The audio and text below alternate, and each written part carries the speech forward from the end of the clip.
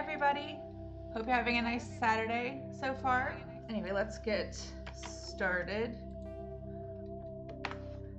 Things are still a bit clunky on this setup without the Stream Deck, but at least I've made it look a lot better for you all. You don't have to see me change the windows anymore. When Andrew helped me set it up, maybe he just missed this, but he set Streamlabs to like capture a monitor or a window, and I changed it over to like for it to kind of like what is it, like a smart setting? I don't know if you call it, to have it capture, just to detect a game and just capture a game. So that seems to work better for all-around presentation.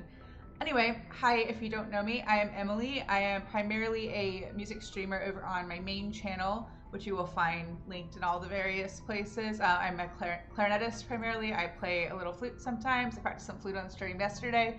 I also teach elementary piano, though I have yet to play piano on a stream. And I'm very, very much a beginner / hobbyist at the guitar, and occasionally I practice that on stream as well. I started this second channel recently to do some game streaming for and with you all, and I'm having fun. It's a nice little like break from the music stuff during the week. And today is a semi-spontaneous Saturday stream. I hope I get points for the triple alliteration. But I missed a stream for this game, not this past week, but the week before, but also this coming week. I'm going to be working on putting together my new desk and merging my old setup, which is currently the music setup, with this setup so that it's one setup. And I've talked about this some on stream on both channels, and I'm never quite sure how like explicit I'm being in explaining what the process is, or how much of that conversation is just happening in my head. But basically, I've been streaming from a Mac for my music streams. That's the computer I started streaming on because at the time it was the only one I had. I bought a PC to become my dedicated streaming PC in the Black Friday sale this year. And I also wanted to start game streaming on this channel, on this PC, to kind of learn how to use this setup, and also to test drive Streamlabs. I've been using regular OBS over on the Mac, and I've been trying out Streamlabs for these game streams, just to try something else, just to learn something else and see how it goes. And so this week, while dealing with these two setups, I also realized that I was going to need a new desk. So my plan for this coming week, I'm clipping slightly / occasionally. Okay, better or worse, let me know. I feel like I moved my mic out of the way so it wouldn't be in the shot for last night's stream, and I'm not sure I got it back to the same spot. So tell me if that's better. I do have a like a, what do they call it, like a noise gate filter, not noise gate, you know what I mean, to help with like background noise. So I don't know if that's oversensitive, but I haven't, other than the position of the microphone itself, I haven't changed anything since last stream. So tell me if this is better or not. Let me adjust just a little bit more, see if I can get it a little bit closer to what I remember it being. So I hope you can hear me okay now. Like I said, I haven't, and hopefully I'm not making too much noise. But yeah, I haven't changed anything like internally, like digitally, since last stream. Just moving it out of the way so it wouldn't be in view. Anyway, back to what I was saying, which was, so because I'll be setting up my new desk and merging these setups this week, there's a chance that these two Mass Effect streams, that one or both of them will not happen as planned this coming week. I stream on my music channel on Tuesday at noon Central Time, and I'm going to start working on the setup like pretty much immediately after. I have to teach some lessons in the afternoon, but I'm going to try and like start deconstructing this setup immediately after that stream ends, so that when Andrew gets home, he can help me put the desk together and I can start getting things in place. I'm going to try my best to get it done Tuesday night without staying up too late. I have an early morning on Wednesday. Wednesday's my busiest teaching day. So also I have like no time between getting home on Wednesday and starting stream. So I might have to cancel Wednesday's stream to accommodate getting the set up. And so this is kind of like a a bonus stream as a sorry for canceling 2 weeks ago / sorry, I might have to cancel this week. But anyway, thank you all for joining and hanging out.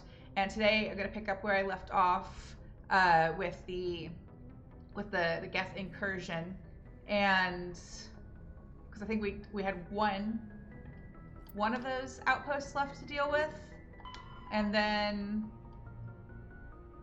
I'm going to do more side quests like Garrus's quest, and we'll do the rogue VI. We'll just go down the list / as I think about them, which is the more likely option. I'm gonna just kind of just meander my way through the Milky Way and do things as it occurs to me. But first I'll finish up the geth incursion. How's the sound now? Is it sounding okay? I moved the mic a bit closer. One of the things I was worried about setting up one of those, it's not a noise gate filter I put on it. I'm sounding okay, all right, thanks. It's not like a noise gate filter, it's I forget the name of it now. It's the one that's meant to help cut like background noise, because I think in the first couple of streams it was picking up the fan on my PC. But the problem with those sometimes is that they misread how you speak, and like quiet syllables at the end of sentences, end of words get dropped a little bit. But hopefully this will be okay for now. I'm going to work on it some more once I work on merging. I'm going to have to really dive into the audio settings once I merge the setups to make sure I can capture clarinet sound okay and make it sound good.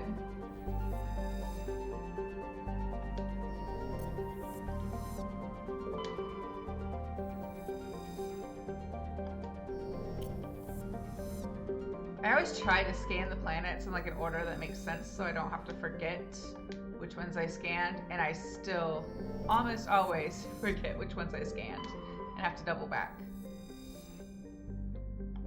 Also, I've got a dog at my feet again today. She's in her new bed again. She has just decided that when I'm up here working and streaming, she should be too. It's really strange because she's always been kind of like an independent doggo. She doesn't like to, she was never a lap dog, never like a Velcro dog, but lately she's become a little bit, I guess, codependent. She's been following me around and hanging out wherever I'm hanging out. I mean, if I leave to like go out and teach or whatever, she doesn't seem upset about it, but she definitely, like, lately if I'm here, she wants to be in whatever room I'm in. I'll take Tali and Garrus, why not?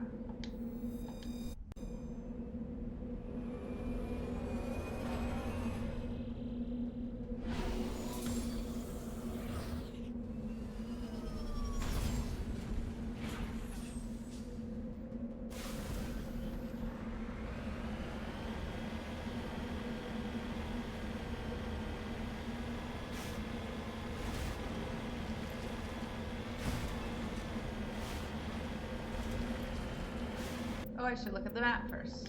And we've got points. Points, then map. Hacking. I'm going the wrong way. Just totally the wrong way. Go over here first.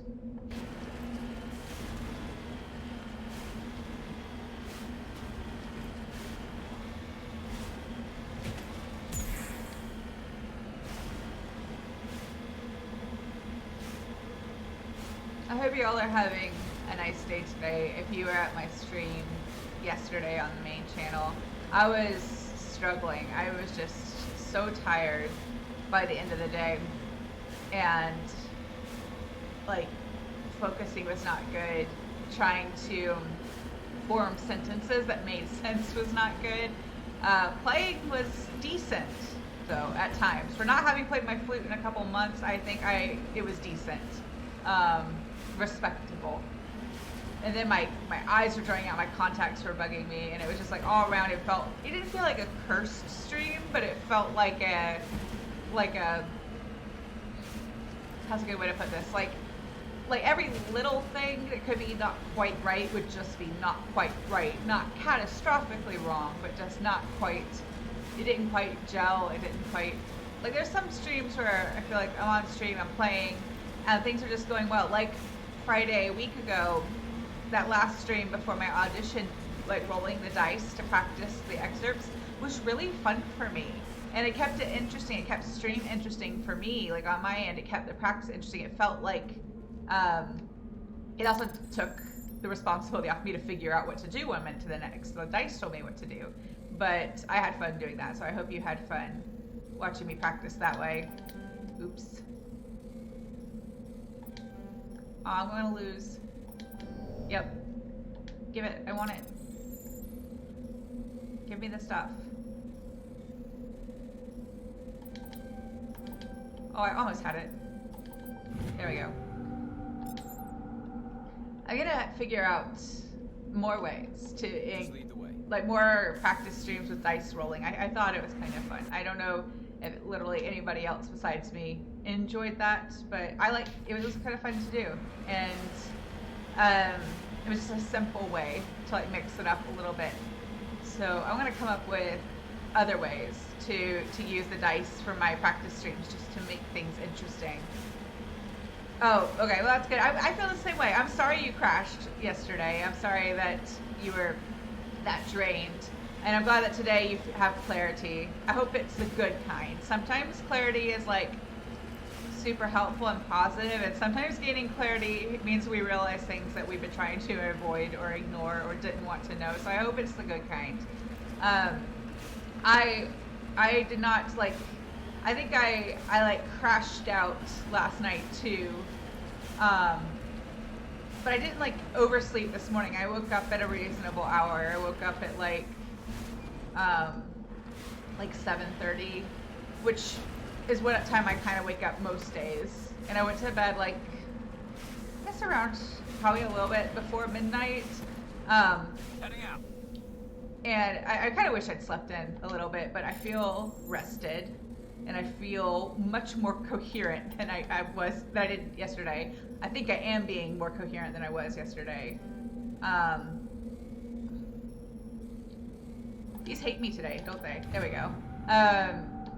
But yeah, I'm sorry that you were having that kind of day too. I don't want to like make it seem like yesterday was like a super bad day for me, and it wasn't. It was more like it was just the end of a long week, and my brain was like not cooperating. So that's good. I'm glad it's positive.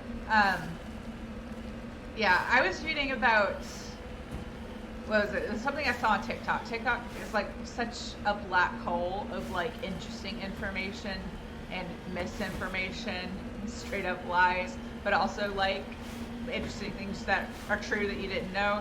And I was like an account I scrolled past, and it was like a psychologist, or I don't know if he was a psychologist or like a sleep therapist or something, but he was talking about like people who have a super chaotic life or super busy day will like I forget the turn of phrase he used to describe it, but basically you rebel by staying up late even though you're tired because you've been busy all day and you're trying to like reclaim your time or like do something like on your own, like for your own reasons or whatever. Like it's like a rebellious act, and I was like, wow, I feel called out because I do that. I will have a really busy day and get to the end of it and really should just like go to bed, and I'll like lay there and read for like 2 hours. There's nothing wrong with reading. Reading is relaxing too.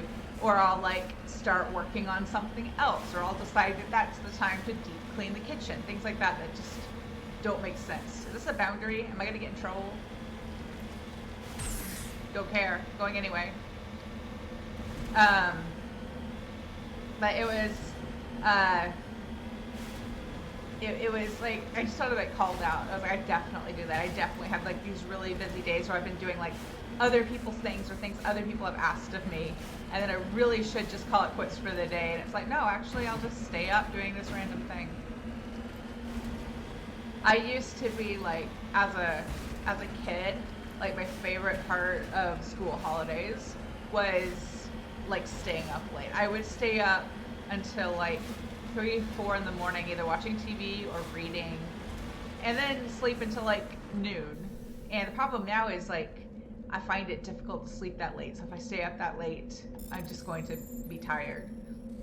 Actually, I won't be tired. I will just be a truly awful human being. I'm one of those people who just is like, who is not the best person when they're tired. Like last night, I was here like by myself, and I found myself getting like angry or frustrated about random shit, just random shit. And I had to say to myself, Emily, you are tired. That is all this is. You're just tired. You just don't even think about it anymore.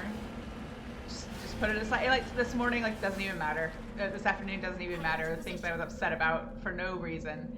And at least now, as an adult, I can have that space enough, like awareness enough to say, like, this is not an actual emotion. This is just tired. So just like stick a pin in it until the next day. Once I've slept on it, if I'm still mad about it, then it's a real issue. But for the moment, wait, I missed the. Where's the? Oh, it's here. I went right past it. The Overrun Research Outpost.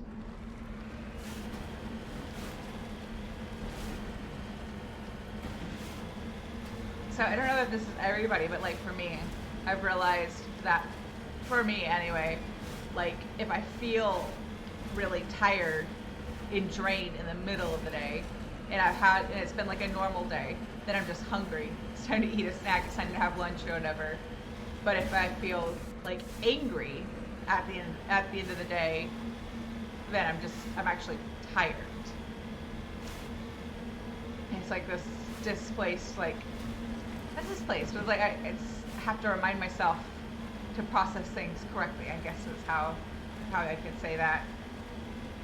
I am, for those of you who've been on main channel, I don't even know if I've said it on here, if I said it there, but Andrew and I have been hoping to take a trip to Japan for a while now, and we've booked our trip. We're going on March 7th, and I am just trying not to think about the flight and the time change.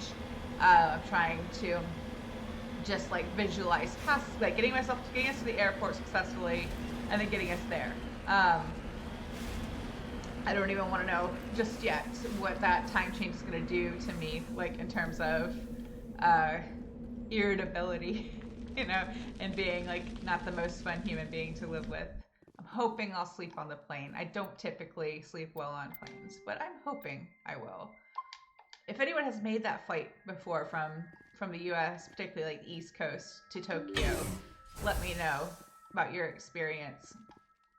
I mean, as most flights do, like you just kind of, it'll go by faster than I think, but I'm worried about getting a bit antsy on the plane. This is what, 16 hours, something like that? It's really long. I've flown to and from London multiple times, but like 9 to 10 hours is very different from like 16. Are you going to come help me, or are you just going to stand there and shuffle? What is it? Hi, friends. You're my backup. Please come. All right. Are we glitching? No, we're glitching. Okay. Whatever. I'll take care of it myself. They'll catch up if they want to. Or I could send them over there, maybe. I can't make it. Well, it's because you're not moving your little legs. That's why you can't make it. Whatever. Why am I holding it? Why is the default always the sniper rifle? She's not trained on it. You did a flight to South Korea, 13 hours from Detroit. So that's almost that. Yeah. How did you do? Did you have a good time? Did you sleep? I'll be bringing my Japanese textbook with me and studying on the flight. I was startled a little bit by that husk.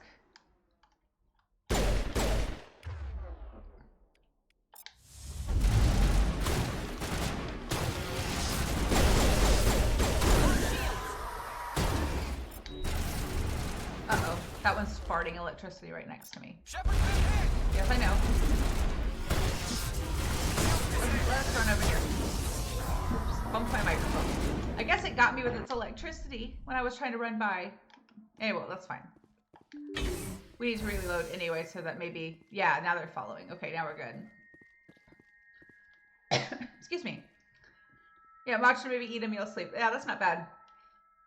That sounds like me. I try to sleep on planes. I really do.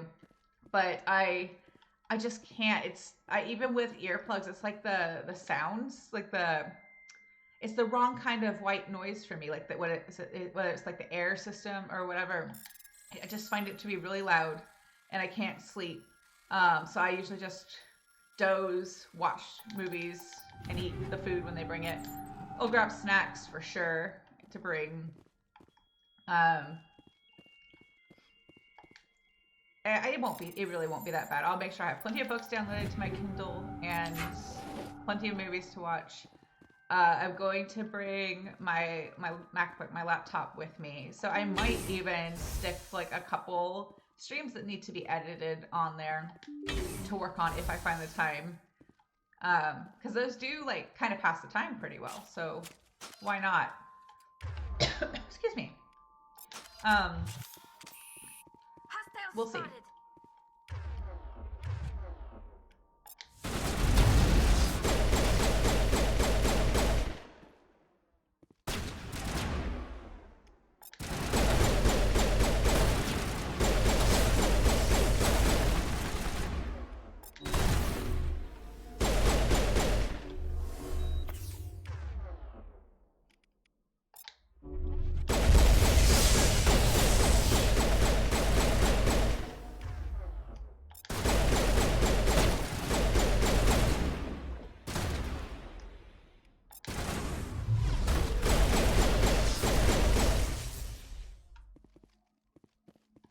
Is that it? There might be a couple more in here. More doze. Yeah, same thing. I'll put on like relaxing music or like a podcast or something and kind of doze to that. And I think it'll be fine. If I don't overthink it, if I don't overthink the flight, it'll just pass. I'm not scared of flying. I've never been someone who's like scared of flying. I am terrified of like earthquakes, and I've had stress nightmares about tsunamis since I learned about them in like the 2nd grade, and I'm just trying not to think about that either. You know, going to Japan is kind of like one of those things that I've had to accept could experience / probably will experience at least one earthquake while we're there, if not more. The earthquakes, yeah, I know that like Tokyo is like the most safe city in the world in terms of earthquakes because they have the most earthquakes in the world. I teach piano at a Christian private school, and I'm not a religious person, but like I was telling one of my students was asking why we weren't having lessons for a block of time in March, and I told him, and he was like, "I'll pray for you because there are a lot of earthquakes," and I was like, "Thanks, kid." So it's going to take more than that. It's going to take some really good engineering.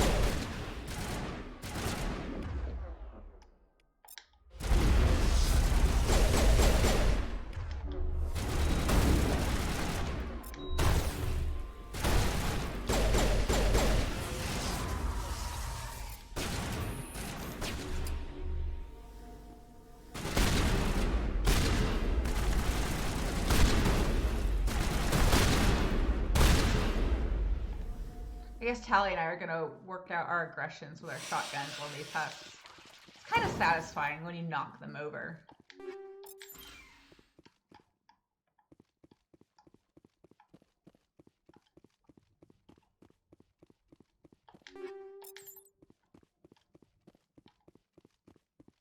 I forgot about them. Okay, well he didn't want to deal with me. He just wanted to deal with them. Oh, they want to deal with me. Tali, help.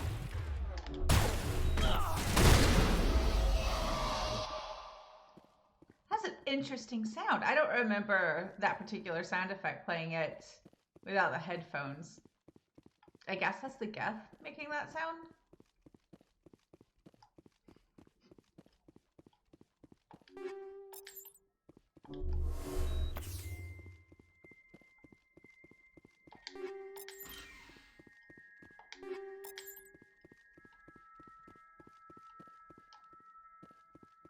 Let's just, oh, we can't. Oh well. There's only like a couple more red dots, or red triangles rather, on the radar. Excuse me.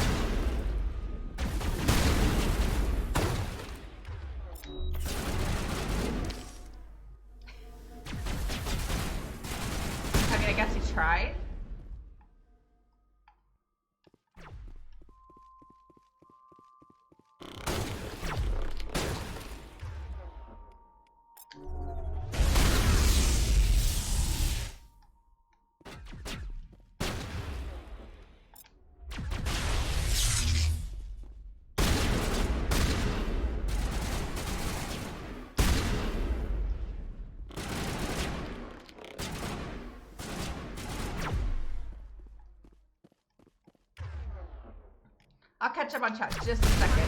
Trying not to die. There we go. I survived. Perimeter clear. Yeah, I'm about the same course city when I have to deal with, like, I mean, I've only done the opposite time change going to the UK, so going kind of forward in time initially. But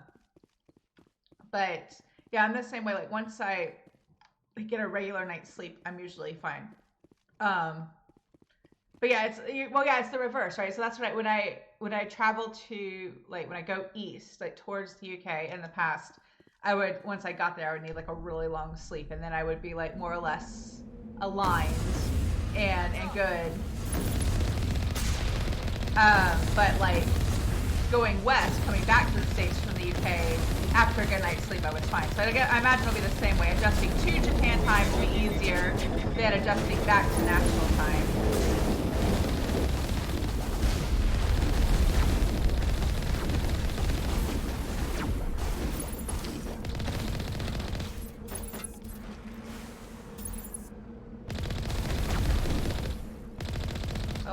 He's gone. I'll get him in a minute.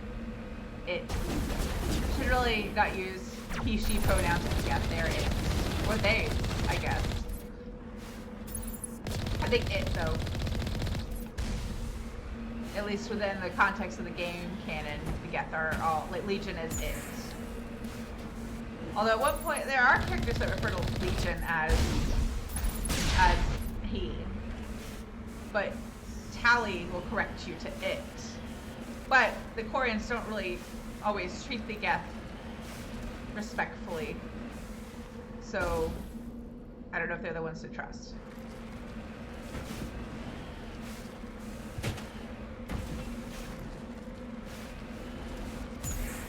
Oh. Whoa, Mako. Come on.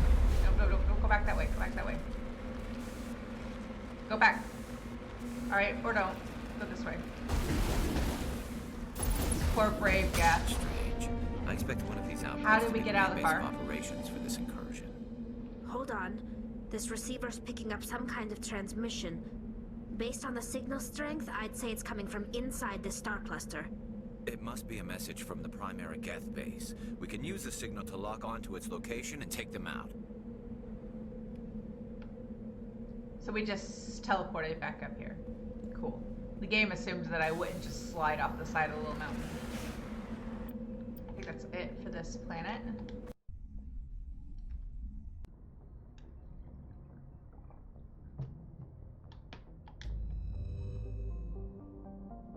Oh, we're still working on tickets for the Ghibli Museum. Wow, those two words kind of melded together in my head. We're still working on it. We haven't had any success with the website here, although supposedly there should be more going on sale at the start of February.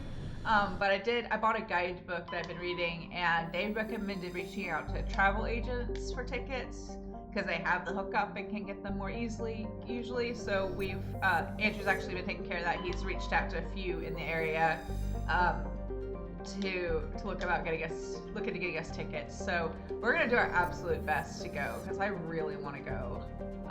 It was like the one thing on my list. I was like, this is something I have to do, and if it doesn't work out, like it doesn't work out, the trip is still going to be worth it. It's still going to be awesome, but I'll be disappointed.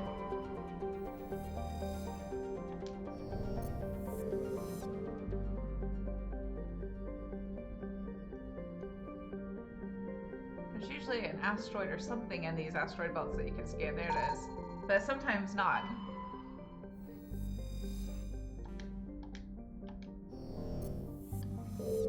Did all the other planets right. Again, didn't do it in the most logical way, I don't think. So I have to double check. Every time I've played this game, I'll misread this planet as Brenda and not Benda. And so there's a part of my brain that every time I see it goes, "Hi, Brenda," and it's not Brenda, it's Benda. I don't have a good reason for why I misread it. I just did one time and it stuck. So now that planet seems actually Brenda in my mind.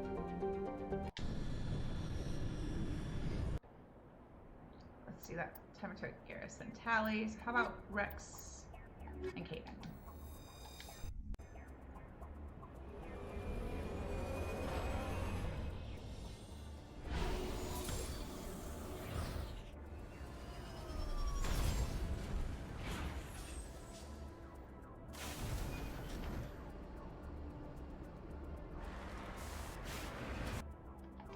Oh wait, points. Kind of giving him what I don't have, so he can have barrier. And that's it. See, that's where the geth are, I think. So the other two things first.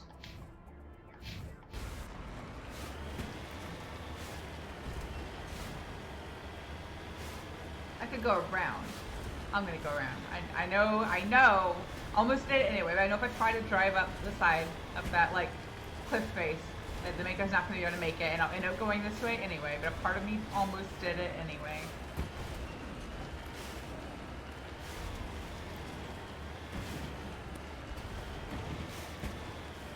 I don't know if I, or others like me, refuse to take actual paths in video games because of Skyrim, or if Skyrim just like showed you what kind of person you are. You know, like if you're the kind of person who will find the trail, the road, or the path and follow it, or if you're the kind of person who's like, no, I'm just gonna hop my way up the side of this mountain.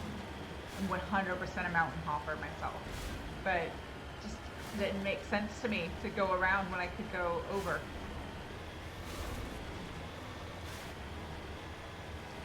Maybe it is like a personality thing.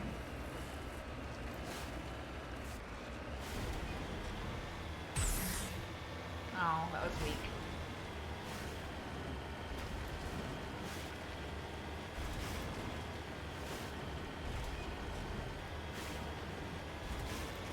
Oh, Breath of the Wild. Yeah, I need to play that game. I know I will enjoy it. I just gotta get a Switch. Got so many things though that, like, I'm well, Japan trip, but like for stream and everything, I've got so many things that I need to spend my money on that I won't be buying a Switch anytime soon. You will free climb them out. Yes, I one time was playing Skyrim, and I don't know if I started it on purpose or if it, like, I realized what was going on like halfway through and just decided to double down on it. But Andrew was watching me play when this happened, and I decided that I was not going to take like the however many thousand steps it's supposed to be up to High Hrothgar, and I just kind of hopped my way up the side of the mountain until I reached the temple, like the monastery up there. Didn't do any of the other stuff, didn't fight the trolls, the ice wraiths, just hopped my way up the side of it, all the way up, and it took forever, maybe like twice as long as it would have taken to just play the game and take the trail, take the steps up. But I think I started going that way on accident, and I was like, you know what, let's see if I can do it without setting foot on the trail once. I did do it, but I'm not sure it was worth it. I'm not sure even the bragging rights are worth it. They're not. They're definitely not.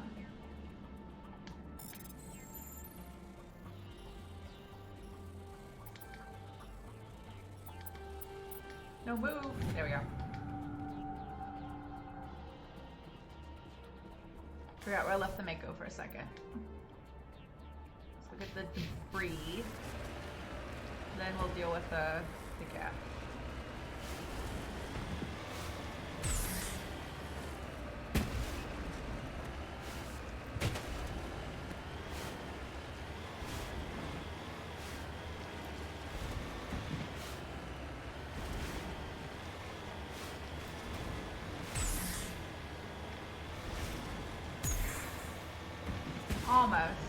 Almost turned to a full flip, but not quite.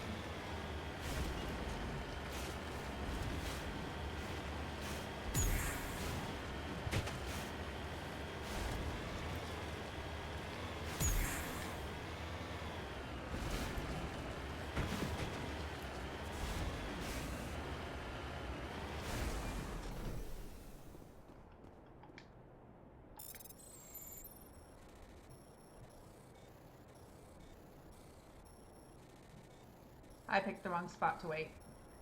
Should have gone over here. There we go. Oh, I haven't checked on gear in a minute. I know we got some new stuff. I know this bugs some people, but I like upgrading my stuff and making sure I have... Ooh, we'll use that one. Making sure I have the best things equipped. I know some people find it boring, but I enjoy it. Hi Barry, I'm doing well. How are you today? I hope you're having a nice Saturday. Let me give that to Caden. Well, this one has 2 mod slots. Let's give you this one. And medical interface. There we go. I guess I'm taking Caden out in a minute because he doesn't have the best stuff at the moment.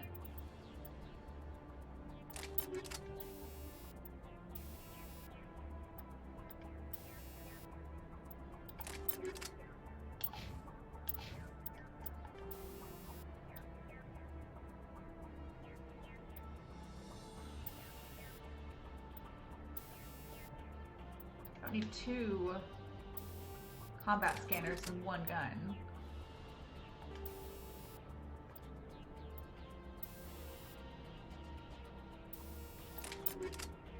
Oh, now Direx's. Whoops. Oh, he definitely needs a new shotgun. Oh, that one's even better.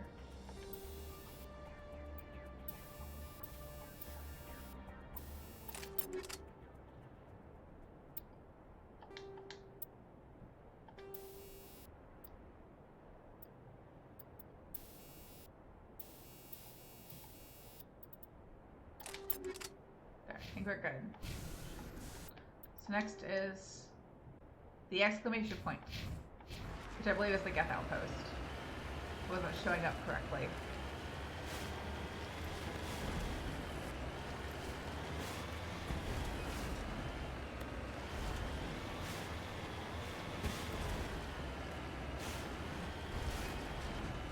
I feel like I'm making pretty good time in this game. Like, even though I'm not doing a speed run, I'm certainly not trying to do a speed run. I feel like I'm making fairly quick progress through. I mean, there's still a lot to do. Oh, you just got done with a lesson. You had a lesson on Saturday? Makeup lesson or normal lesson? Is it normal for you to have lessons on Saturdays? But I feel like I'm making pretty good time. I also don't like... I do some just like stop and chat in the middle of game, but not much. For the most part, I do the chatting while I'm driving or at the beginning or at the end, so maybe that's why I also have played this game before, so that definitely just makes things go faster. But I feel like, in general, I'm making pretty good progress. I was trying to estimate how many streams it'll take to finish it, and I don't have a number yet, but I think this one will definitely go faster than the second game. The second game has a lot more to do. Oop, full flip? Almost, not quite. You technically have lessons Saturday or Sunday. Interesting. My teacher in undergrad would never have taught us a lesson at the weekend unless it was a makeup that she owed us and there was no other alternative. That's interesting. I don't remember if I had lessons on the weekend.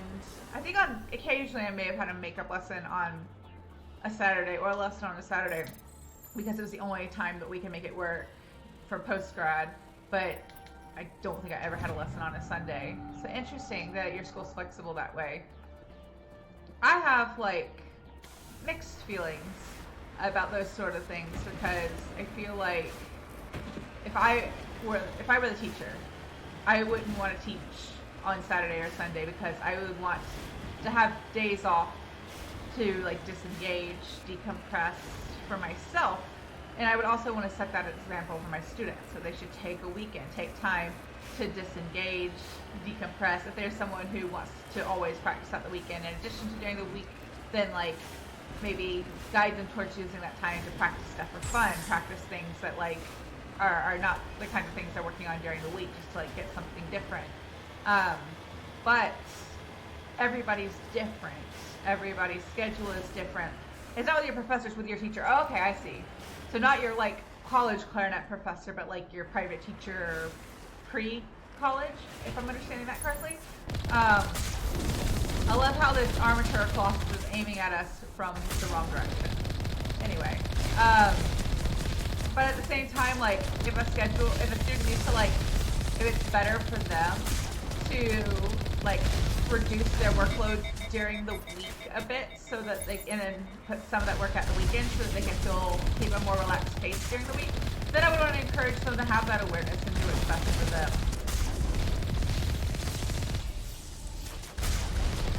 It's dead. Okay.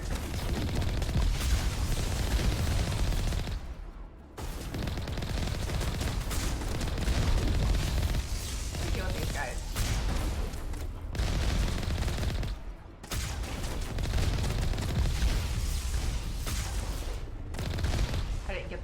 missed one.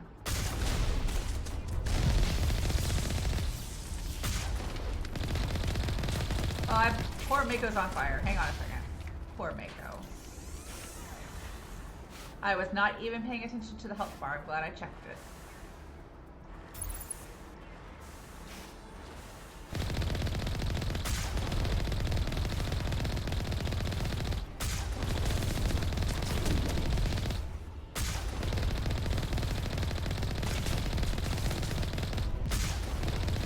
Oh, we'll just go get it.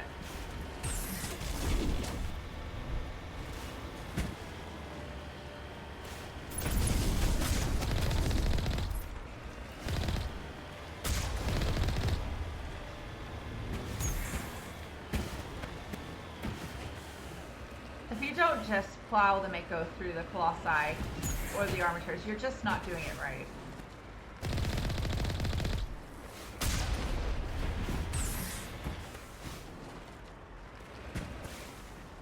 Just squish it. There used to be like a glitch you could exploit in the original release, but like if you kind of parked the Mako on top of them and they couldn't get up, they would just continue taking damage, and you could kind of passively kill them that way. It's dead now. Cool. It's so ridiculous. Yeah, you're absolutely right. It is kind of funny and ridiculous, and they just kind of ragdoll. I guess it's their little spindly legs. They aren't really meant to support their weight if a tank plows into them. I don't know how much the Mako is supposed to weigh, but I'm assuming it's more than the Colossi. Oops. I wobbled my monitors. I don't think this one with the camera on it wobbled, but I need to get like as I work on my setup, I need to get like one of those plastic rolly chair mats because I can't make small adjustments to this chair on the carpet.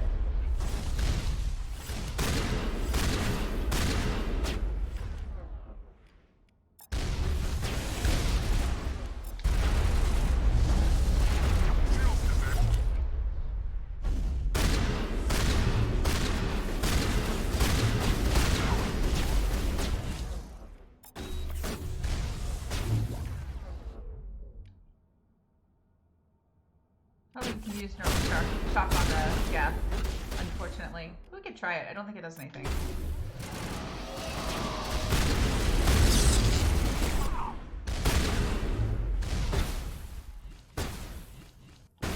Uh-oh, he glitched in.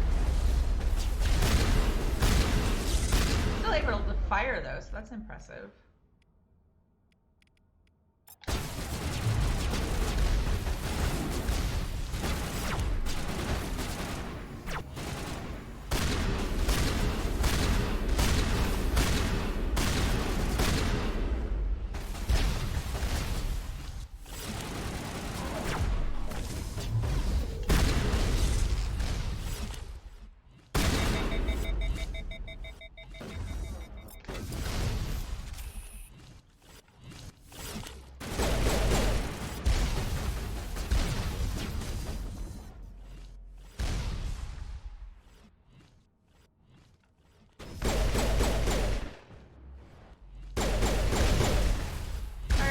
Rex, go get him.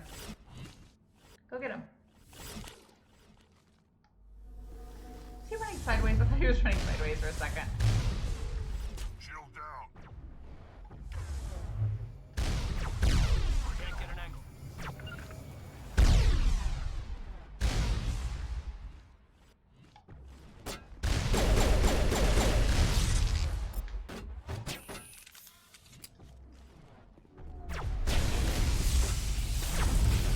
Out of my line of sight.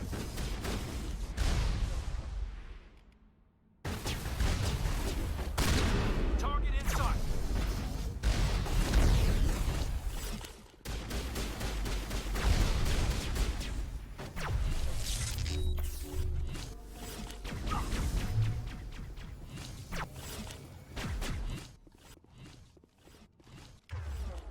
I've lost contact. That really should have killed me, but it didn't, so.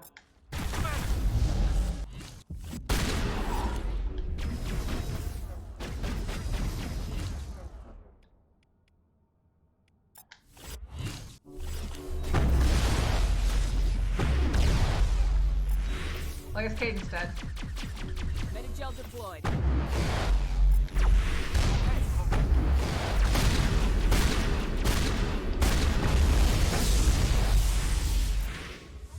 Caden's gonna take multiple rockets to the face.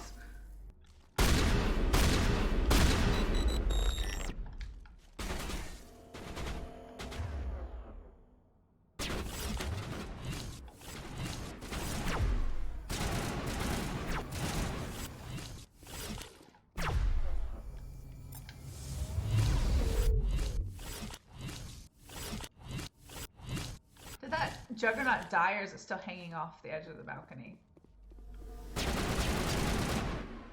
Whatever, I'll deal with it in a second. Oh, there's no door up here. Or, I mean, there is, but it's a fake door.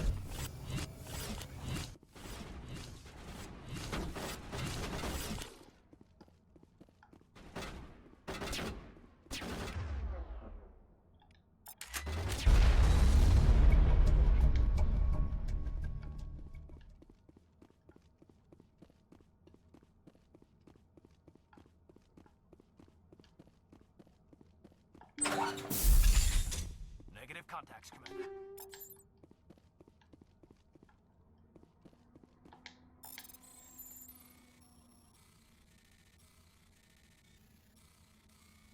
Did I pick the wrong side again? I did. I'm gonna mess it up. Yeah. Didn't do it. Let me do it again. Please. There we go. Oh, I think I cheated a little bit, or it let me cheat a little bit. Is that armor? Did I find new armor? Oh, but it's not any better than what I already have.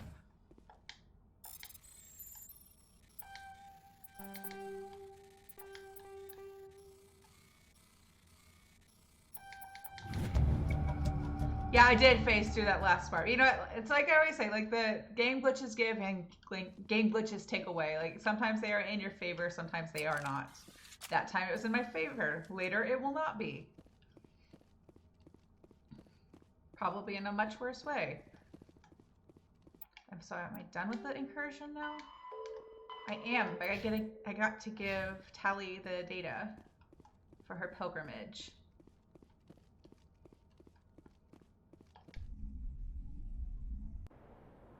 How's the sound now? Am I still clipping, or does it sound more consistent than it did at the beginning of the stream?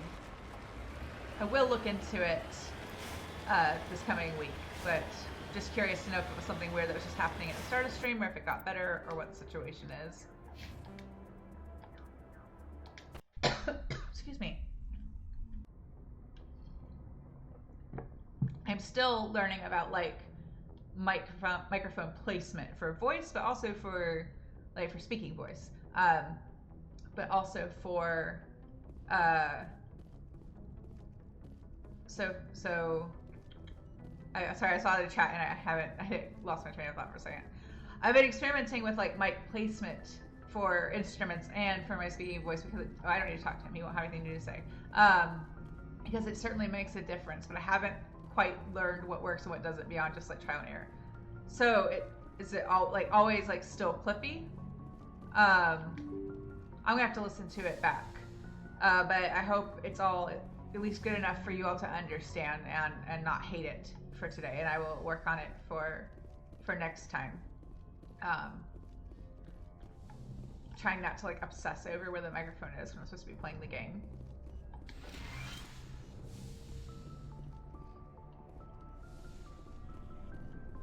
I'm going the wrong way. I need to go downstairs or down elevator.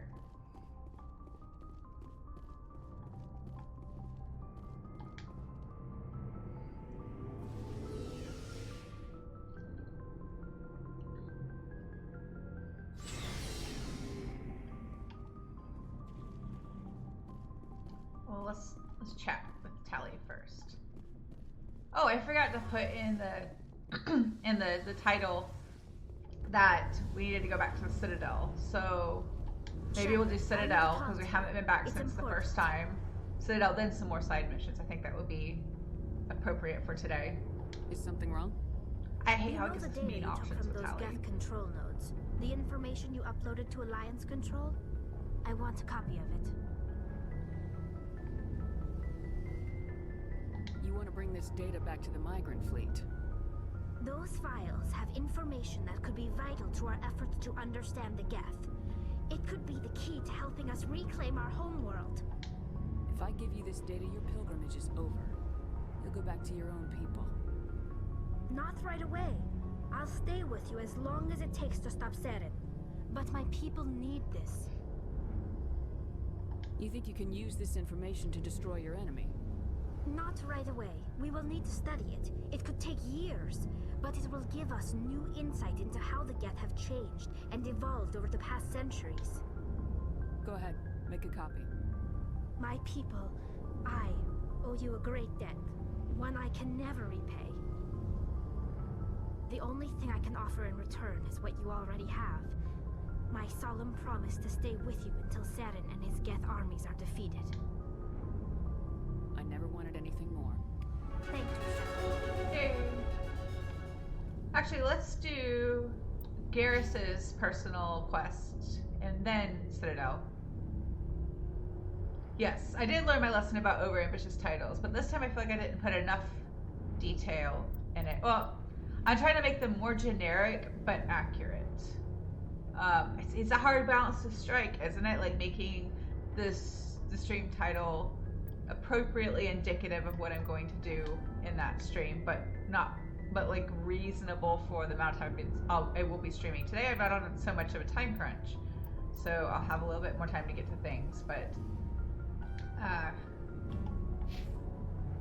like with those 2-hour weekday streams, it's a little bit different. So let's go do Garrus's little side quest first, and then Citadel, and then more side quests. To be fair, there are side quests that we completed or have almost completed that require us to return to the Citadel, so it's valid.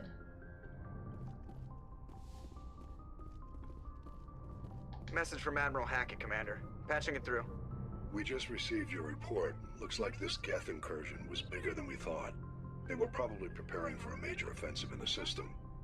We're increasing patrols in the Armstrong cluster to make sure they can't establish another foothold in the region. Nice job, Shepard. You saved a lot of human lives on this mission. Hack it out.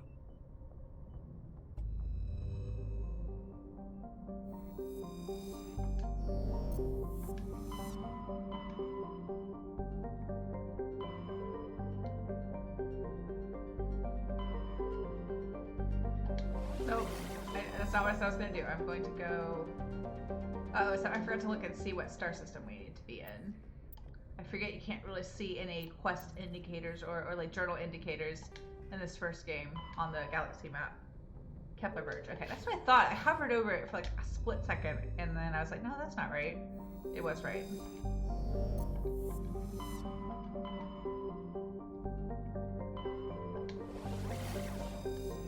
I don't remember which one we're supposed to go to, but we need to scan planets, so let's go and do that.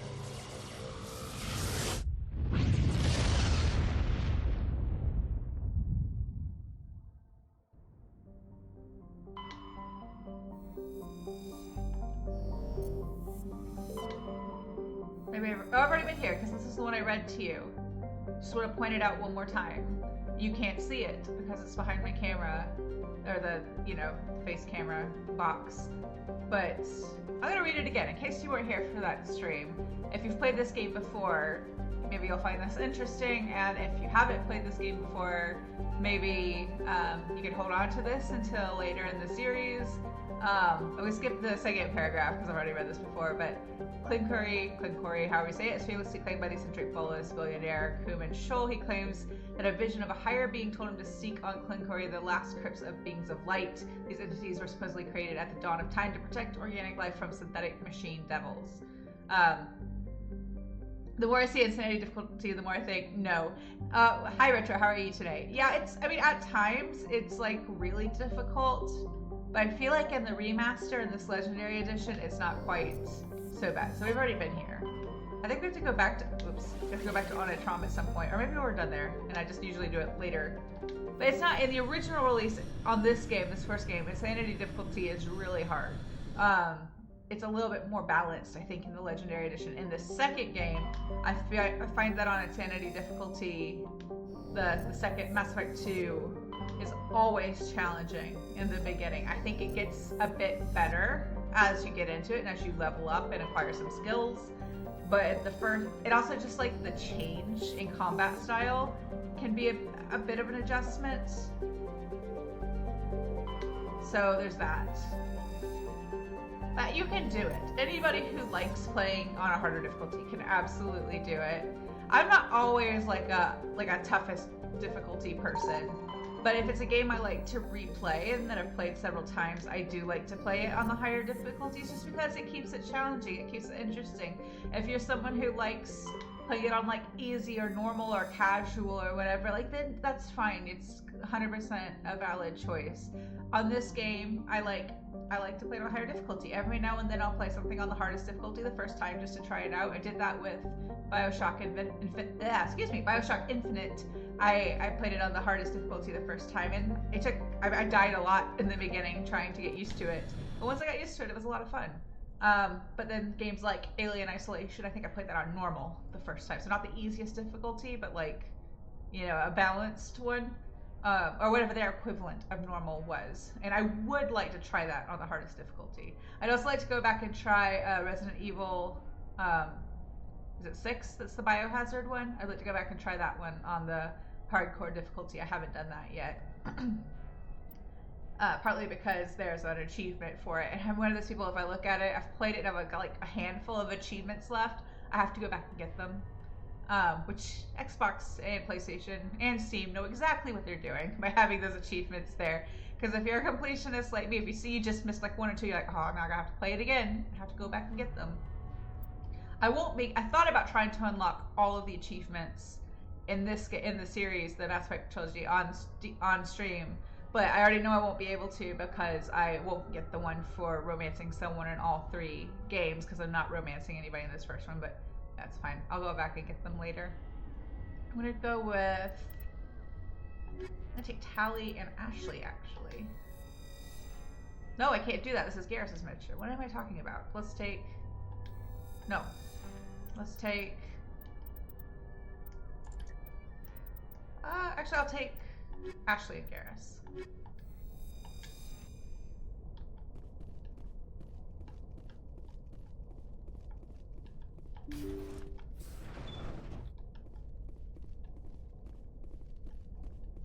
Everybody always complains about Dragon Age 2 and how it's the same dungeon every single time, or the same mansion every single time, which it totally is. It absolutely is. The maps are repetitive.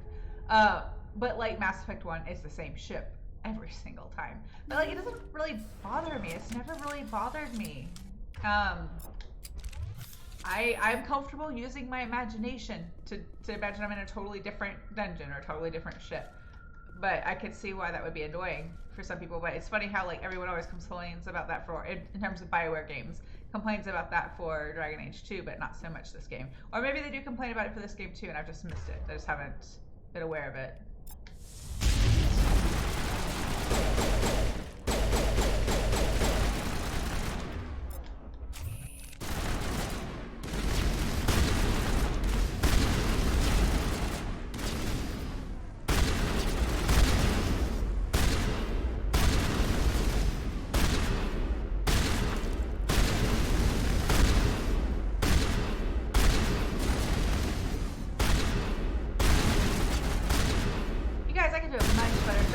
Running in front of me every time I try to shoot.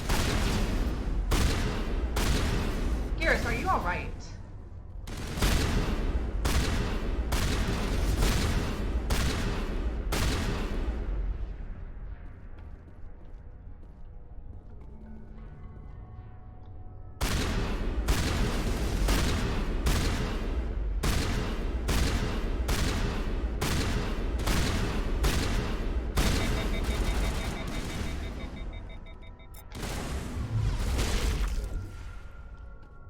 That was gross. He went splat. it went splat.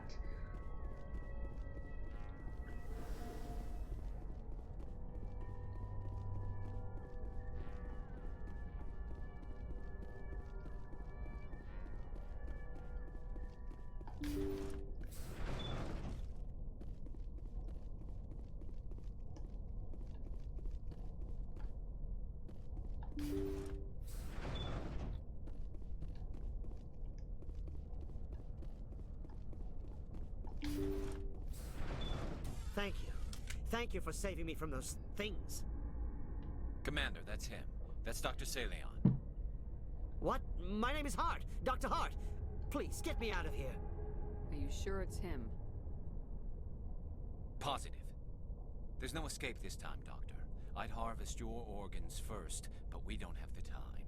You're crazy. He's crazy! Please, don't let him do this to me. We'll take him in, drop him off with the military. But we have him. We can't let him get away. Not again. If he dies, we'll never know what he's been up to, or how he did it. We'll take him in, interrogate him, and he'll serve his time. Okay. You're right. You're a very lucky Solarian. You owe the Commander your life. Oh, thank you so very much.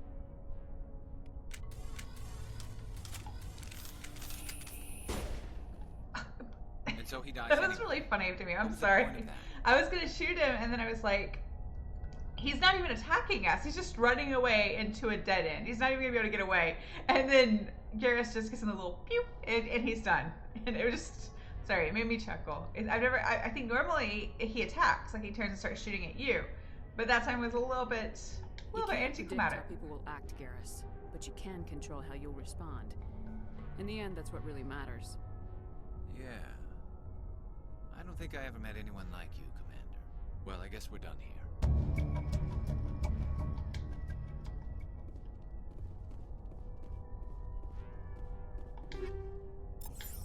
New amps. I wonder if they're better than the ones I have.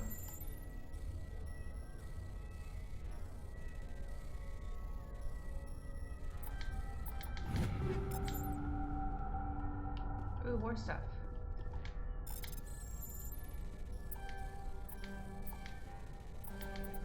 No, I had it, or I almost had it, and then I messed it up. There we go.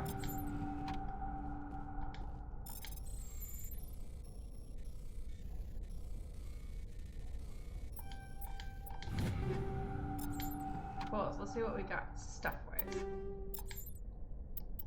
Look at the... Ooh, that's a good one.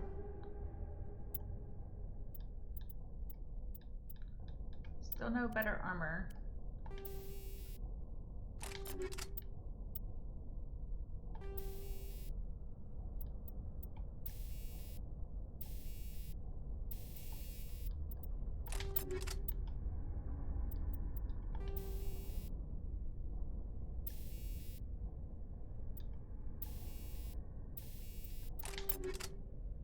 I haven't done Ashley stuff in a while.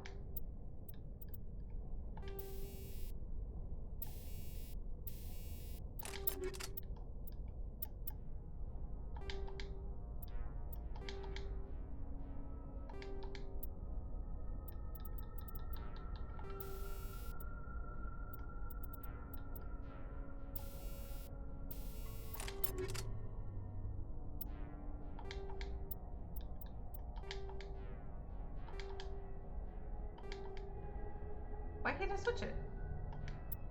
There we go. That was weird.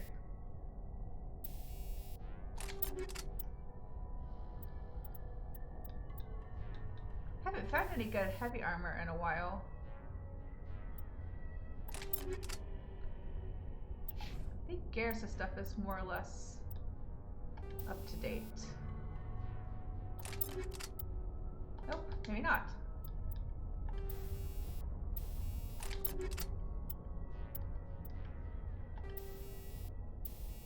Okay. Oh, and there's another bin of things. Is that a better shield modulator than what I have?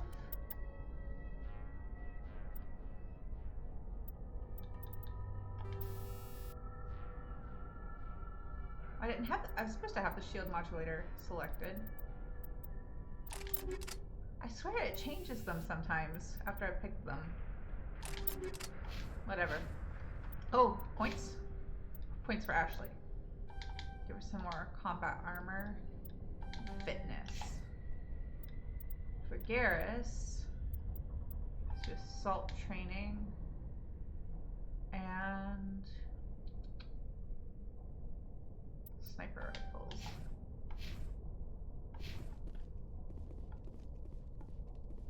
Wrong way. No, right way. Forgot where I was going for a second. Now we'll go to the Citadel and we will go shopping for more new gear. I'm sorry if you all find that boring. I know I've seen some people play games like this game or games like this where they do all their like gear management off stream or like at the very end or the very beginning when people are just coming and going from stream. I like to do it as I go because I like having everything updated. Let's actually go talk to Garrus real fast though, since we did his little personal mission.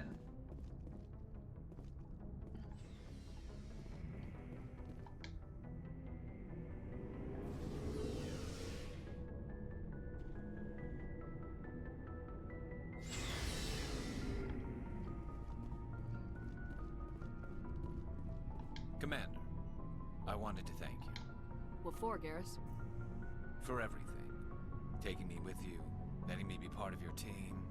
I've learned a lot. I've thought a lot about what you've told me. About not sacrificing innocence to achieve the goal. About finding the best way through, not just the fastest. And I've been thinking about Dr. Saleon too. I'd convinced myself that he deserved to die, but then I started thinking about why I wanted him dead. I realized it wasn't because of what he did to those people. That was part of it, but I think most of it was because he got away from me. He escaped under my watch, and I didn't like that. I let it become personal. I know this looks rude, but it's not actually rude. Words mean nothing until you turn them into action, Garrus. What are you gonna do about it? Well, I'm going back to CSEC. I think I can make a difference there. I'll also reapply for Spectre training, but I'll do it right. I won't compromise myself to get there. If the people I'm sworn to protect can't trust me, then I don't deserve to be the one protecting them. Those of you who've played before, how do you think this series would have been different if Garrus had become a Spectre as well? Or would it have been different if Garrus had become a Spectre as well? Because he mentions this like reapplying for the Spectre training, and we don't actually see that happen. I don't know if it's because of the events of the second game or the events that kind of transpire between games. So without spoiling anybody who hasn't played before, oh, I forgot to say this at the front of the stream. I've played these games many times, so you won't be able to spoil me, but if you could just be kind of vague with your language in the chat to protect the experience for those who have not played before, I would really appreciate it. / you'll get banned if you're spoilery in the chat. But like, without giving away anything important, like how do you think it would be different if Garrus had been a Spectre, if he had gone back and reapplied to be like a Spectre candidate, and possibly even been a Spectre in the second and or third game? I'm glad you see it that way. Keep that in mind when we meet Saren. Don't worry, Commander. I will.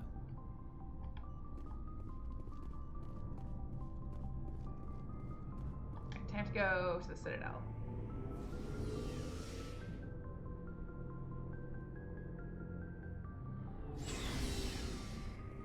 I don't think that the games, in my opinion, would have been that different if Garrus had become a Spectre. I feel like whatever uncertainty and such that he's going through in the second game probably would have been something he would have gone through regardless.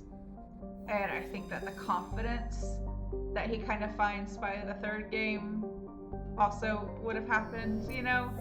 But maybe it would have been different.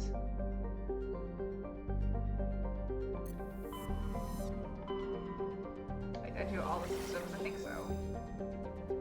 Or clusters, or whatever they call it. System. I get the terminology confused all the time.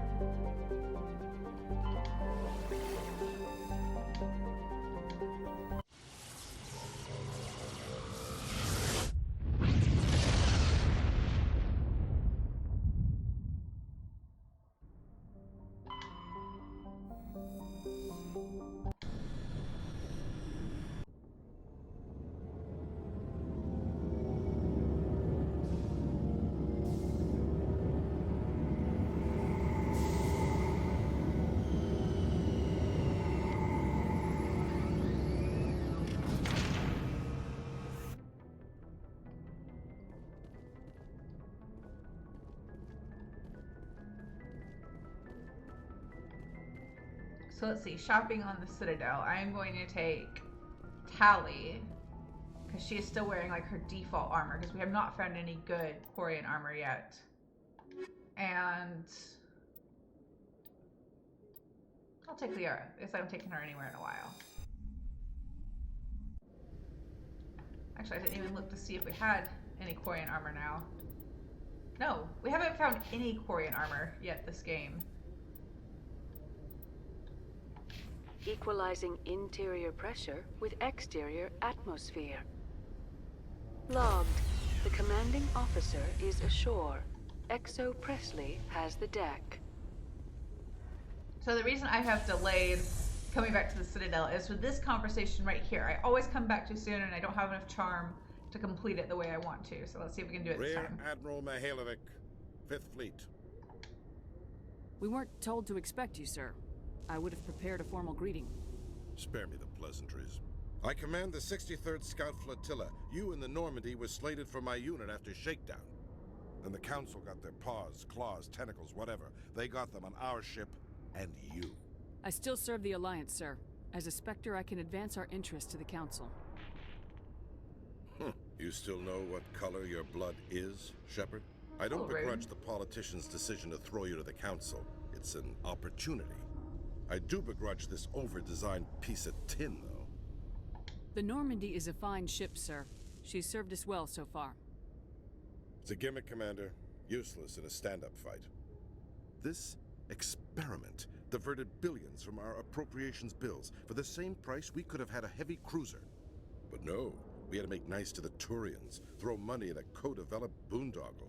I'm here to make an inspection, Commander. Normandy is an Alliance warship. I intend to see she's up to snuff. We'd be honored to show her to you, Admiral. I'll just bet. Wait here. He is I won't be grumpy. long. Commander, I'm not happy. I'm sorry to hear that, sir. Who designed that CIC? Putting the commander aft of everyone else is inefficient. What if he needs to discuss with the operators toward the bow? Or she, or they, sir. Modified Turian style.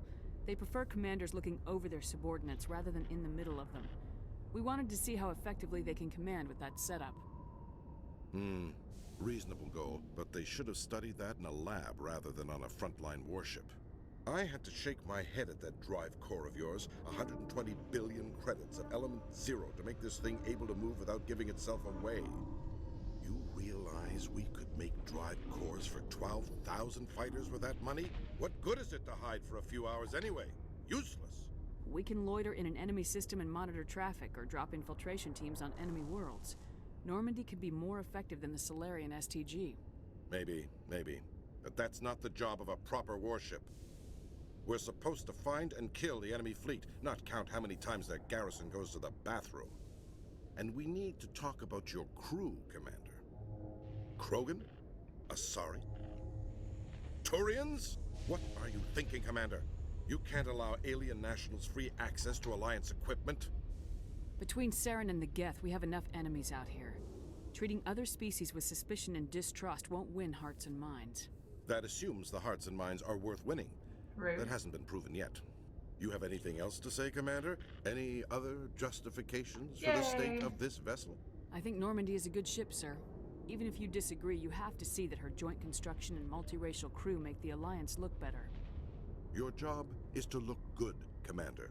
The Alliance navies is to win wars.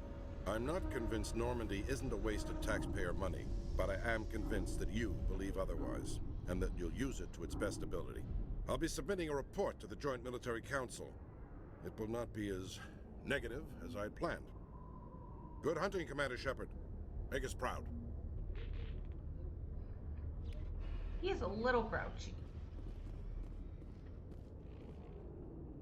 Oh, it's the guy whose name I won't begin to pronounce. They say it was Mihailovic?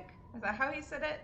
I always try to catch it when I play this game, but he says it just once, and it's fast. Alliance officials report that a geth incursion into the Armstrong cluster has been repulsed, with the geth suffering heavy casualties.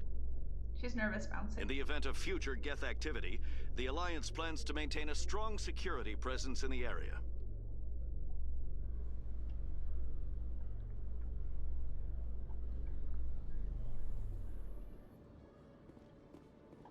Khaleesa been seen in Al-Jalani, Westerland News. Would you answer a few questions for our viewers?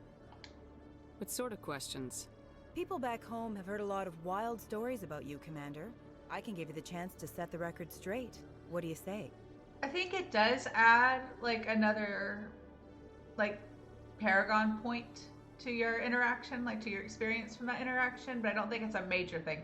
It's mostly, like, a personal satisfaction thing, I guess. So long as you understand that I may not be able to answer all questions. I'm sure our viewers will understand.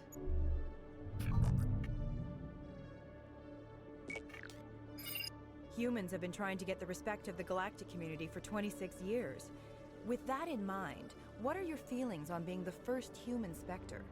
The Spectres represent the best of every species in the galaxy. To be asked to join them is an honor. Some have said your appointment is the Citadel throwing humans a bone.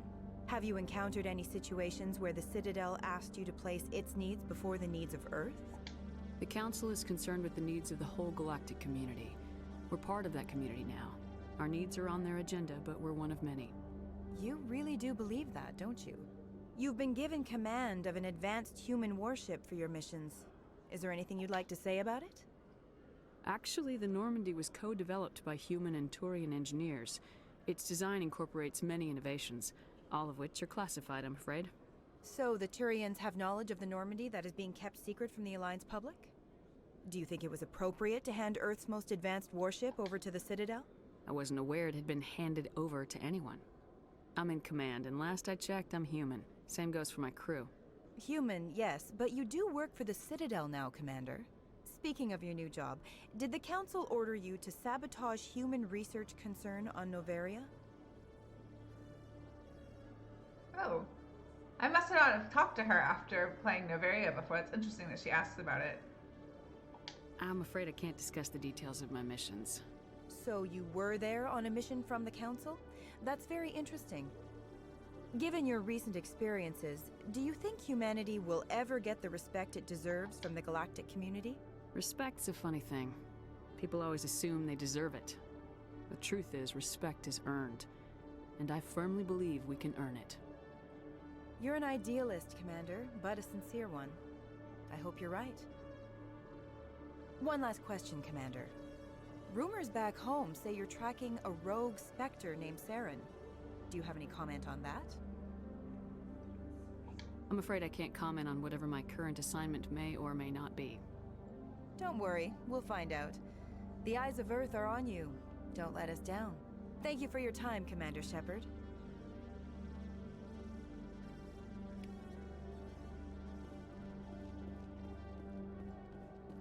That was interesting. Maybe next time I play, I should not come back to the Citadel, or at least not talk to her until I've done all of, like, the main, well, within reason, because there's a point when you can't come back, but most of the main story, to see if she comments on the other, like, main quest, because that was really interesting. Hello, Commander. Show me what you got. I'll open the rare stocks for you, Commander. Enjoy. Let's sell off some stuff. Keep some of the higher level mods for now. I don't need, like, duplicates of everything.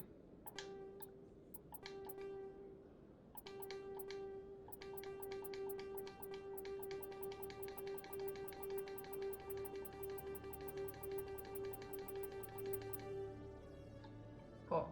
Let's see if he has any good stuff. I believe this is what I already have. Yeah.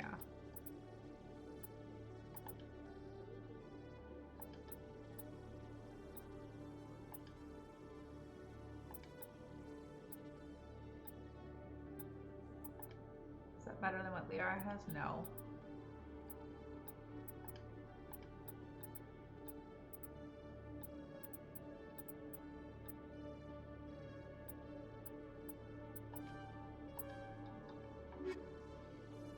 Let's see, let me look at my journal. Oh, I have points I forgot. Leveled up earlier when I was talking to people. Let's give Liara some more first aid. And Tali, hacking. Let me look at the journal and see which things we need to kind of hand in while we're here. This one.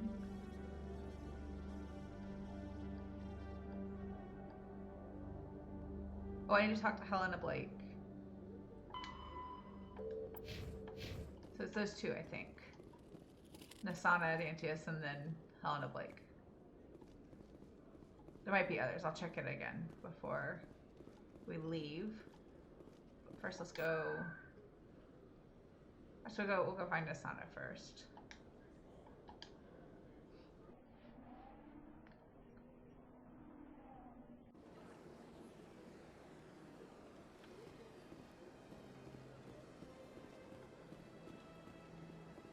Did we ever talk to her? I don't know if we ever talked to her. Good day, Commander. The human ambassador is up the stairs, first room on the right. You know who I am? Yes, I receive reports on all newly arrived dignitaries and notable people. What is this place? This is the Presidium. More specifically, you are at the Citadel embassies. If you have more questions, please access Avina. What's that? Oh, Avina is the virtual guide for the Citadel. Feel free to access the terminal yourself. What's your name? What do you do here? My name is Safiria. I'm the administrative assistant for the embassies. You seem to be distracted. The embassies are the hub of all Citadel politics. When you represent trillions of citizens, it tends to get a little busy. I should be going now. Have a pleasant day.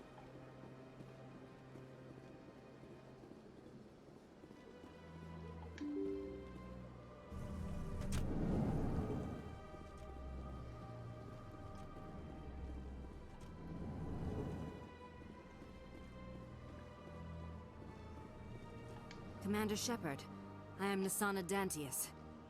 I'm glad you're here. I must talk to you about my sister Dahlia. She's been kidnapped by slavers.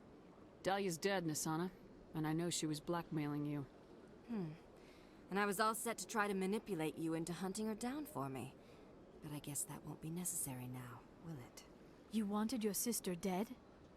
If people found out my sister was a criminal, I'd be considered a security risk.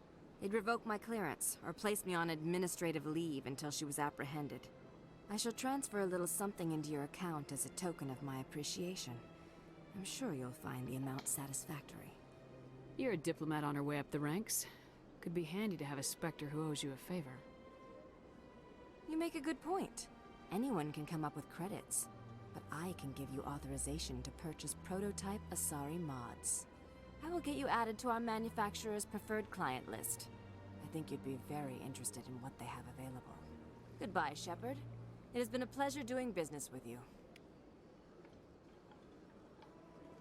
Cool. Now, let's go over to the financial district and go to the shop there. Wait, this is the wrong way, I think. I'm gonna open the door anyway. Nope, this is the right way.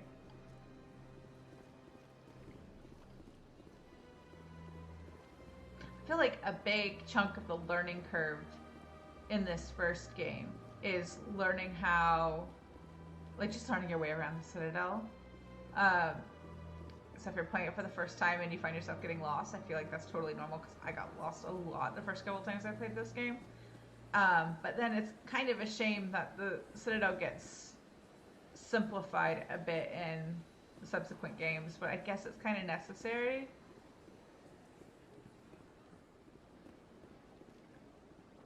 It doesn't really change so much, you just see less of it at a time. I think I took the long way by mistake, but it's fine.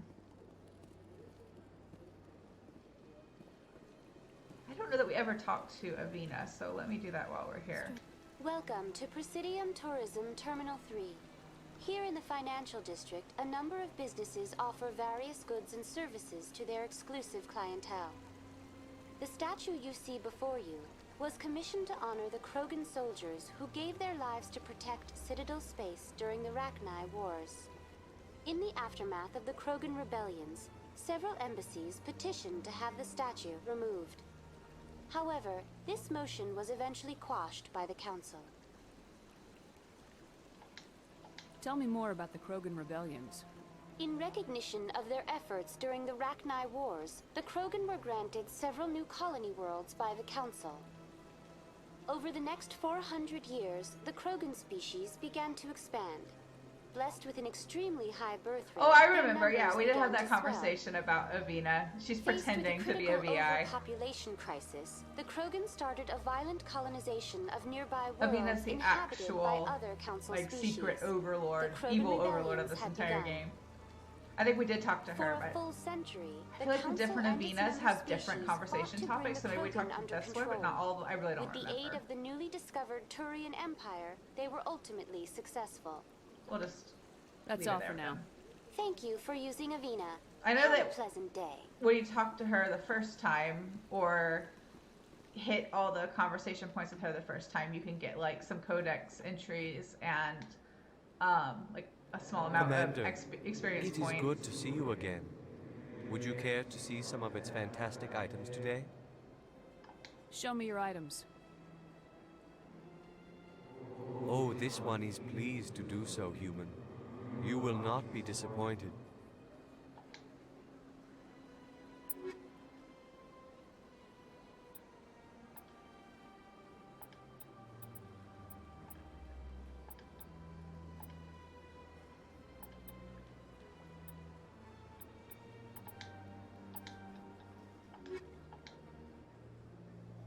Commander, it is Show me good- your items. Oh, this one is pleased to do so, human. You... Ooh, Rex might need new armor. But I really need armor for Tali. There we go. That's slightly better than what she's got.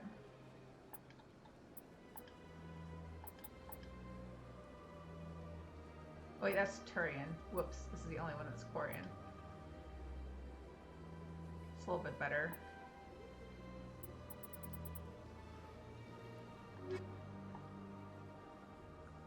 Commander.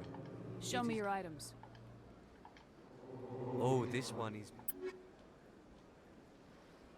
He doesn't have anything we need in terms of upgrades. Like get Tali in her new armor. Let's just sell the old one real fast. Commander. Show me your items.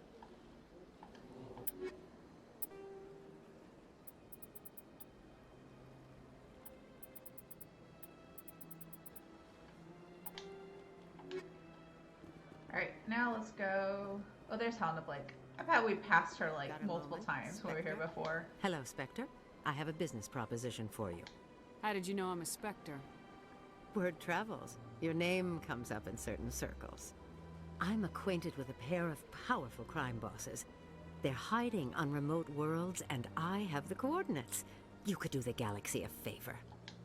What kind of defenses would these two have? I haven't the faintest idea, but they're certain to be armed. Their partnership's soured, and each believes that the other intends to kill him.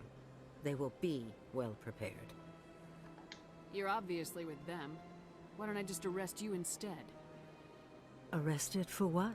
You and I are simply having a conversation. I have excellent legal representation. Arresting me would be a waste of your time. I eliminate them and then you take over and try to eliminate me. How stupid do I look? While I appreciate your estimation of my bravado, I have no intention of attempting to murder you. You are the first human Spectre, and you are doing important work for humanity. I have no interest in red sand or slavery. Anyone who does deserves to die. Our needs are aligned. It's kind of a shame we don't learn more about her. What kind of defenses Oh, I would did these this one two already, have? sorry. I haven't the faint... Their partnership's soured, and each believes that the other intends to kill him. And what do you get out of this? We share interests in certain cooperative ventures. But their business practices have forced me to terminate our relationship.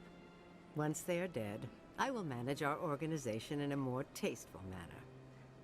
You know what? Sometimes Shepard just does not have time to make small talk. She just needs your stuff. What or crimes did I'm these men impatient. commit? It's one or the other.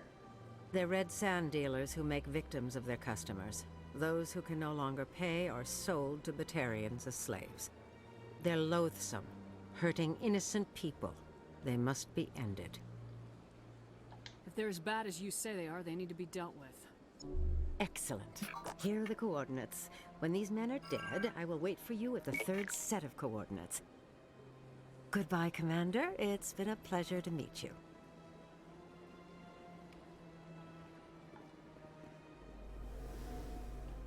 Let me see if there's anything else we need to do on the Citadel. Oh, I gotta tell Garrus what happened to his brother. This is still unfinished because I messed it up. I think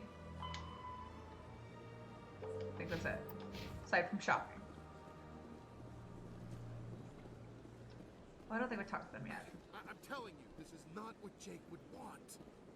Who are you to tell me what my husband would want? I'm the only person making sense right now. You're endangering your baby. This baby is the only thing I have left of Jake. I don't care what you think, Michael. It's my decision. I know you're hurting, Rebecca, but don't let your grief hurt your baby too. Can I help with anything? Perhaps you can talk some sense into her. I don't need anyone to talk sense into me, Michael. I'm not undergoing the treatments. My sister-in-law here is pregnant, and she's refused to let the baby undergo gene therapy in utero. This one's tricky because, well, you'll see. I thought gene therapy was common. My husband Jacob died from a rare heart condition several months ago. There's a chance that the baby could develop the same heart condition, but routine gene therapy can eliminate it. A very small chance, Michael. And extranet reports say the therapy could harm the child. It's less dangerous than the genetic enhancements that every soldier in the Alliance receives. See, this is tricky for me because she reads like a Mass Effect universe, I guess like an anti-vaxxer, and they're saying like, well, extranet reports say, I guess that's like, well, on the internet, you know. Of course, her brother-in-law is not a doctor either, but it's also tricky because like it's her pregnancy, you know, and I believe in bodily autonomy, but you know, it's complicated. I have mixed feelings. What are the chances that your child will develop the heart condition? According to the doctors, there's a 1 in 50 chance. And if my baby develops the condition, medical treatments are available. Which are nowhere near as effective as simply getting the gene therapy. What are the chances that gene therapy could hurt the baby? 1 in 300 at most. But extranet articles say there could still be long-term complications we don't know about. Don't you understand? If my baby is that 1 in 300, I will always wonder if I killed my baby for nothing. See, it's hard. Like, would Shepard be more pro-vax or more pro, like, bodily autonomy? Because I feel like this woman is kind of acting out of fear. She's not using, like, real... I want, like, secret option C, where you tell her to, like, go see an actual doctor and get them to tell her their opinion and how safe it is and all that kind of stuff. Like, because none of us are doctors. The closest thing we've got here to a medical doctor is Liara, and she's an archaeologist, so not really. So, I mean, I could just walk away and not help them at all.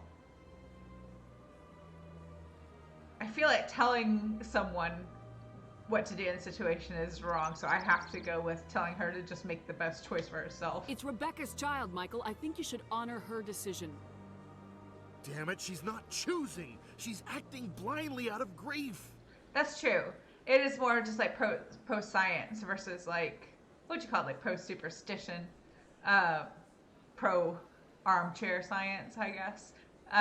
But yeah, I feel like, I'm not sure what Shepard's response is. If it's something more like, oh, well, like, I'm in the military and like everybody has to have like gene treatments done and we're all fine or whatever, might be a little bit less like invasive than like, well, you should just have it done, because it's really not a Shepard's business, even though she's kind of just inserted herself into this into this conversation, but I think I have to err on the side of it's this lady's choice because it's her body and her pregnancy.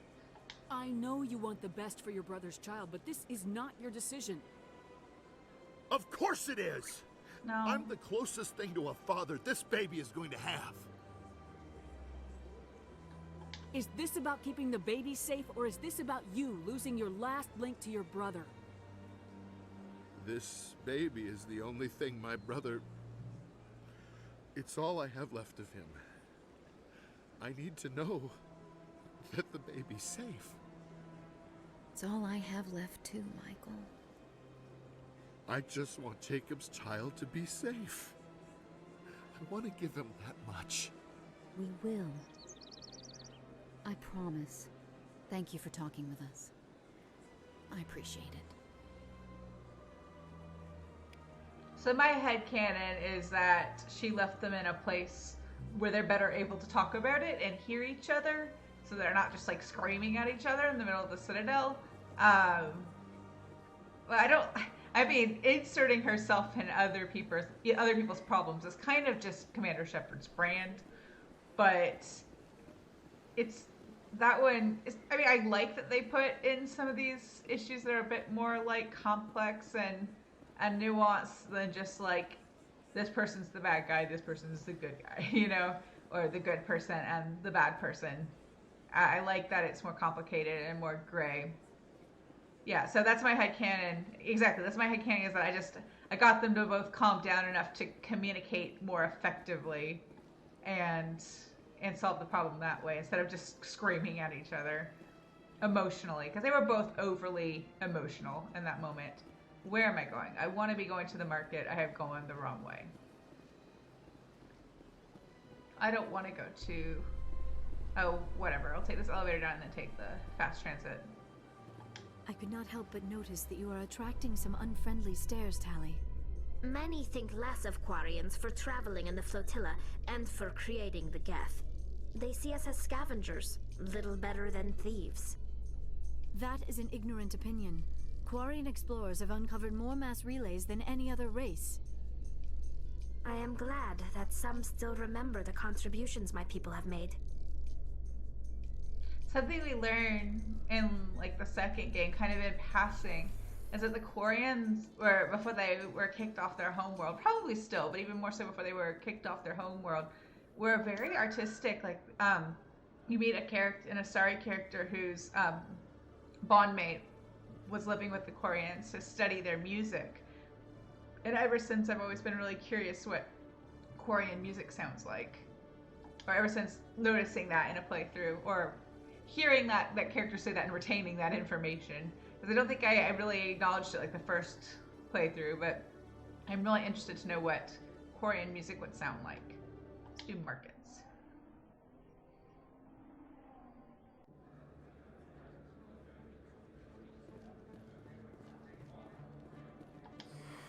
Welcome back, EarthClan. Will you be needing supplies for your return to the colonies? Show me what you've got. Most excellent. I am sure you will find something pleasing.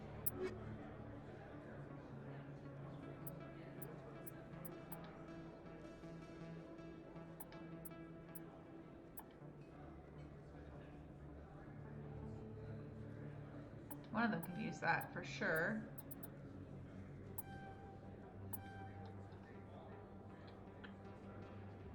That's all we'll get from him.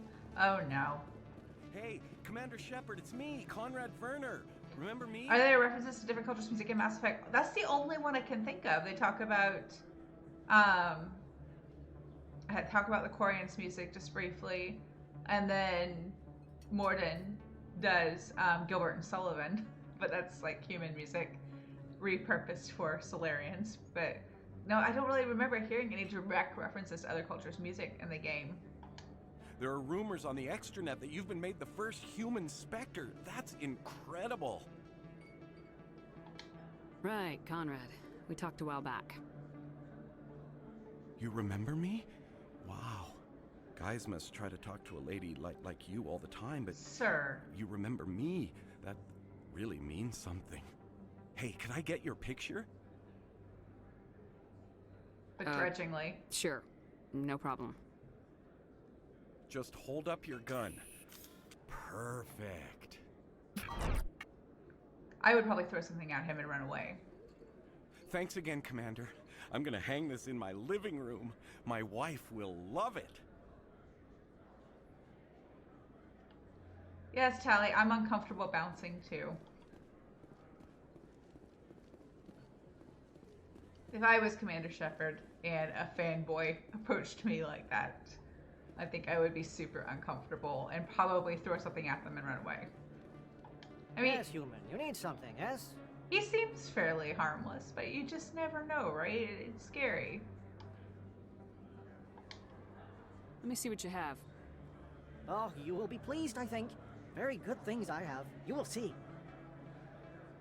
I'm not saying that, like, if anybody approached me, knew who I was from, like, stream or whatever, that I would just throw something at them and run away. I do, in fact, know how to interact with other humans. I'm just saying, someone gave me that energy. That, like, super intense, like, fangirl, fanboy energy. I'm, like, wanted to just, like, I don't know. I mean, I feel like there's a context where asking for a picture is okay, but I would feel super uncomfortable. Be like, why do you want a picture of me? That's just weird. But I feel like, I don't know. Maybe I'm just not equipped with the social skills to navigate that situation. But I feel like someone with Conrad Verner energy, I would just run away. I would have to just run away. Not everybody has Conrad Verner energy, but if someone approached me with Conrad Verner energy, whatever the context, I think I would probably run away.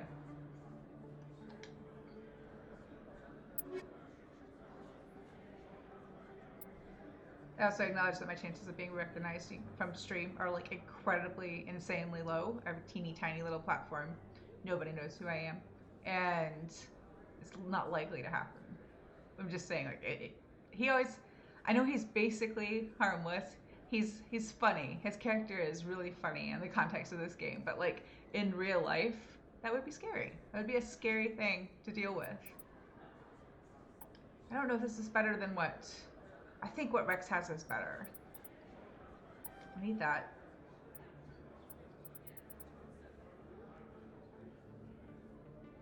Let's look at his yes, other items. You need something, yes? Let me see what you have. Oh, you will be pleased, I think. Very good things I have. You will see.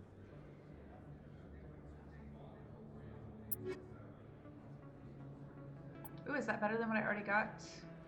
Tali? It is much better. Oops, I didn't mean to do that. You need something, yes? Let me see what you have. Oh, you will be pleased, I think. Very... So that was, yes, better than what Tali has.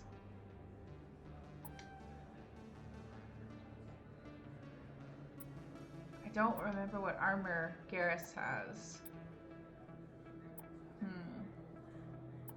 I think it's probably better than what they've got here. So let me just change out Tali's armor again. But at least she won't be quite as squishy now that she's got better armor.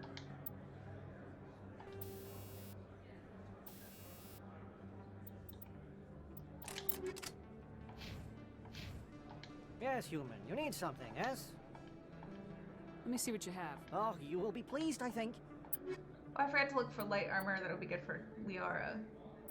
But I don't think we've seen any that would be better than what she's got.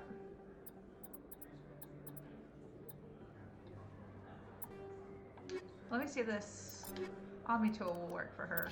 I don't know what I'm doing. I need to go on Liara's page. There we go. Yes, human. You need something. Oh, you will be pleased, I think.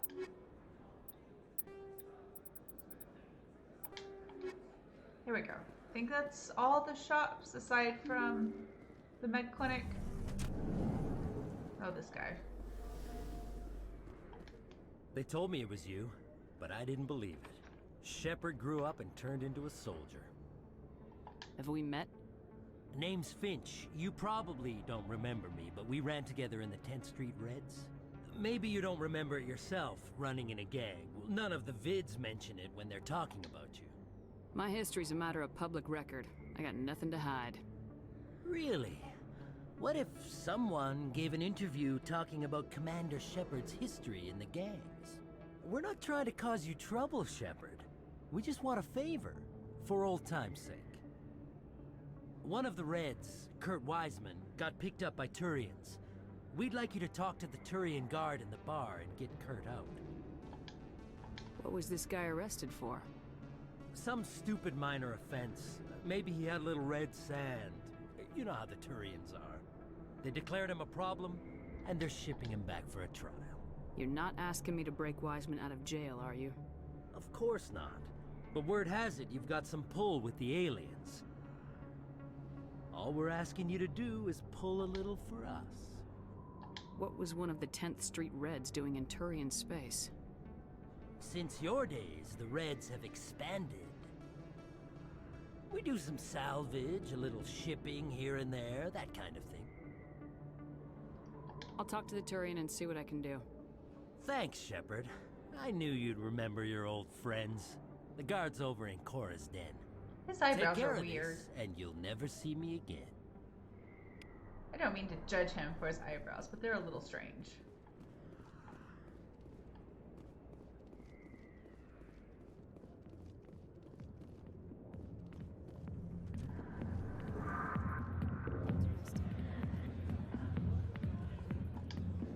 Can I help you?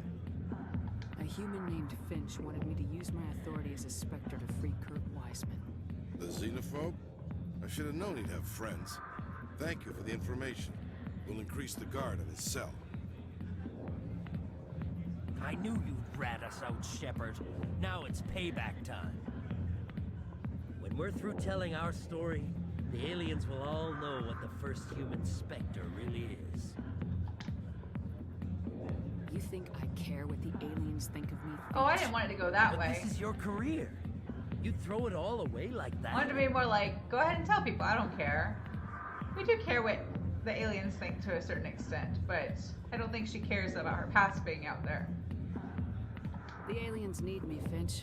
I'm not going anywhere, no matter what stories you tell. Kind of The what I was Spectre going has for. overcome a troubled youth to lead a proud military career. The Turians would not care about such things, and I doubt your lies would fool the Solarians or the Asari. Fine, Shepard, you're right. You're not one of the Reds. Maybe you never were. That man is a xenophobe who thinks he can blackmail a Spectre. You should have killed him.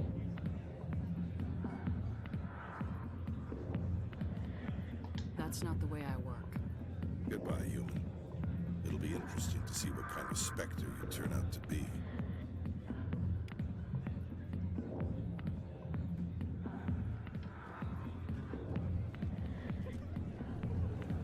So I think it's just the med clinic is the last shop that we can visit.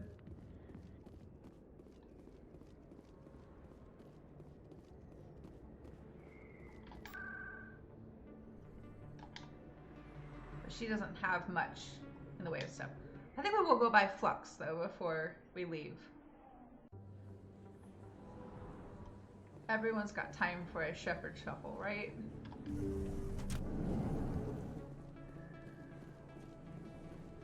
Yes, Commander. Is there something I can do for you? Let me take a look at what you have for sale. Of course. We'll take that though.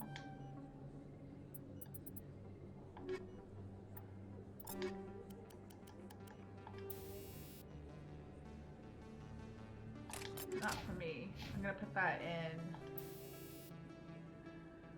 I'm gonna put that in. Wait, I can put that in Liara's armor. She has medicine as one of her skills. Yeah. There we go. I knew I did that for a reason. Just wasn't sure what it was.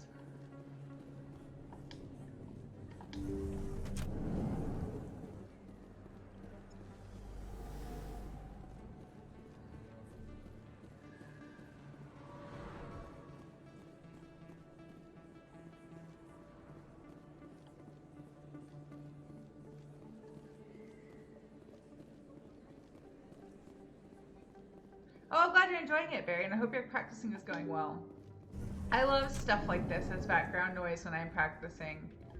There will be a guy here to talk to eventually, but I guess he's not here yet. Yeah, because there's not too much music, you know, like there's a little, it provides good background noise. Oh yeah, that's a good question. What are you practicing, Barry? Poor Shepard, she tries. It's like she doesn't know where the beat is, like at all.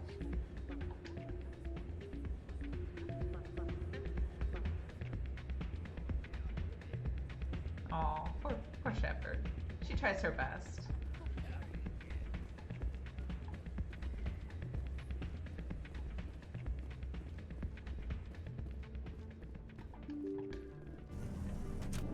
Yeah, she's having fun, you know. I don't judge anybody's drunken or stone cold sober dancing. She's just having a good time. It's just funny.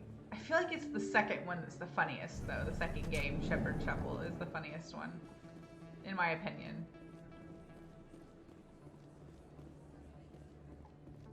I think we're done.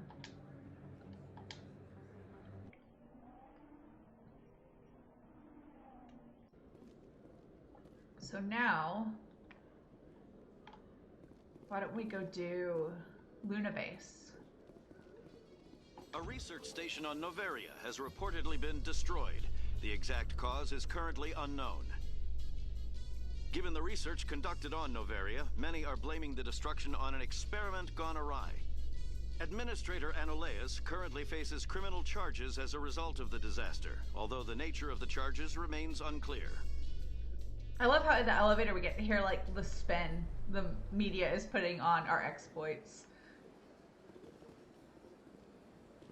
Oh, that's all good stuff, Barry. I hope you're liking the Apollo check. I'm having fun. I went to the wrong elevator. Whoops. Alliance officials report that a geth incursion I hope you're into enjoying the working through the Armstrong politics. cluster has I'm been really enjoying repulsed, getting with to the geth suffering revisit them heavy for the first casualties. time since. Well, not really the first time for some of them. Not the first time for some the of them. Alliance plans to maintain a strong security presence in the I hope area. you're enjoying working on them. I think they're fun. Which Brahms sonata though? E flat. Sorry. Yeah, E flat or F minor. The third movement for the E flat major is In hard. light of the recent attack on Especially when you're putting it on the Prime, piano. many colonial investors are pulling their support for future projects. The third movement with the Proponents of F expanded minor, if I'm human remembering correctly, colonization insist is that really Eden pretty. Prime was an isolated It's one of my case. favorite ones to play. Nevertheless, colonist enrollment has dropped sharply. Many colonial proposals are on hold until backers have some reassurance that human colonies will be adequately protected.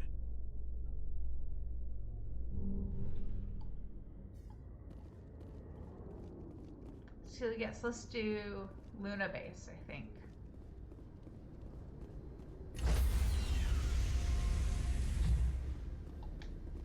Stand by, shore party. Decontamination in progress. Logged. The commanding officer is aboard. XO Presley stands relieved. But first, let's go down and see if our requisitions officer got some new / better stock while we were in port. I believe, if I'm remembering this correctly, his inventory refreshes every time you go to a major port. So the Citadel, Noveria, Pharos. I think that's it. Looking for So supplies? it's worth checking again. Not right nope, now. I didn't mean to do problem. that. I'm sorry. Keep checking back. Looking for supplies? Let's see what you got. You bet, Commander.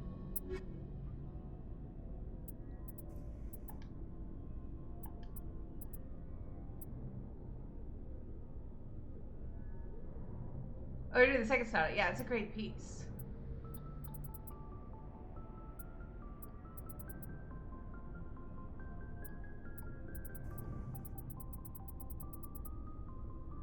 Nothing super exciting. So we haven't heard from the Streamlabs bot, like literally the entire stream, and now it's like, oh, excuse me, I was supposed to be doing stuff, right? Here are 3 messages. I need to fix that so it doesn't show up on the screen, because, like, for the YouTube edit, because it's just a big old chunk of text, and it's not my favorite. I think I could tell it not to show the bot messages.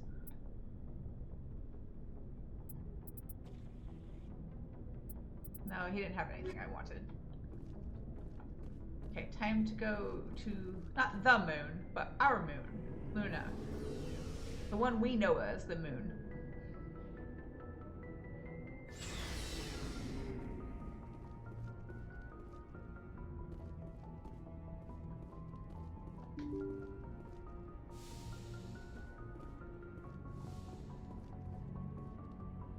Message coming in. Patching it through. Always. Commander, Miss Al-Jalani's story on you just aired. She shouldn't have ambushed you like that, but you handled it pretty well. We had differences of opinion, sir. I hope she at least believed my sincerity. You handled yourself pretty well, Commander. She came across like a raving idiot. Just wanted to let you know what the response was back home. I won't keep you any longer. Fifth Fleet out.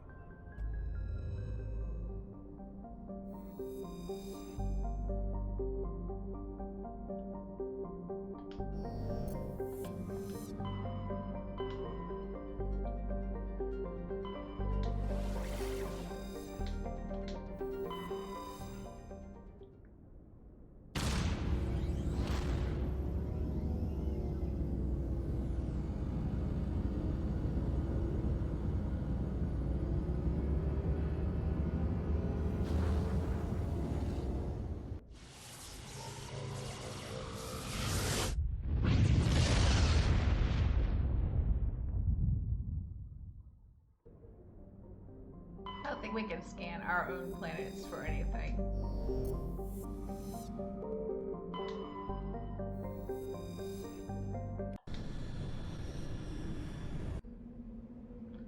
I'm gonna take Garrus.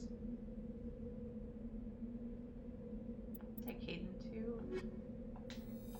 So we're pretty balanced.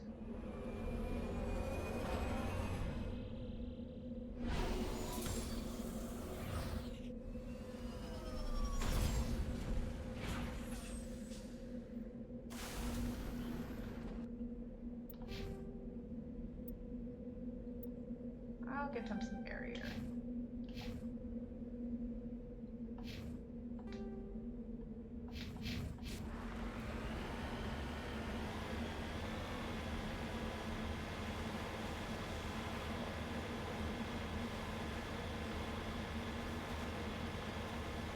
I don't think there are ever any pressure mods on Luna, but this big stretch of like flat land makes me nervous every time.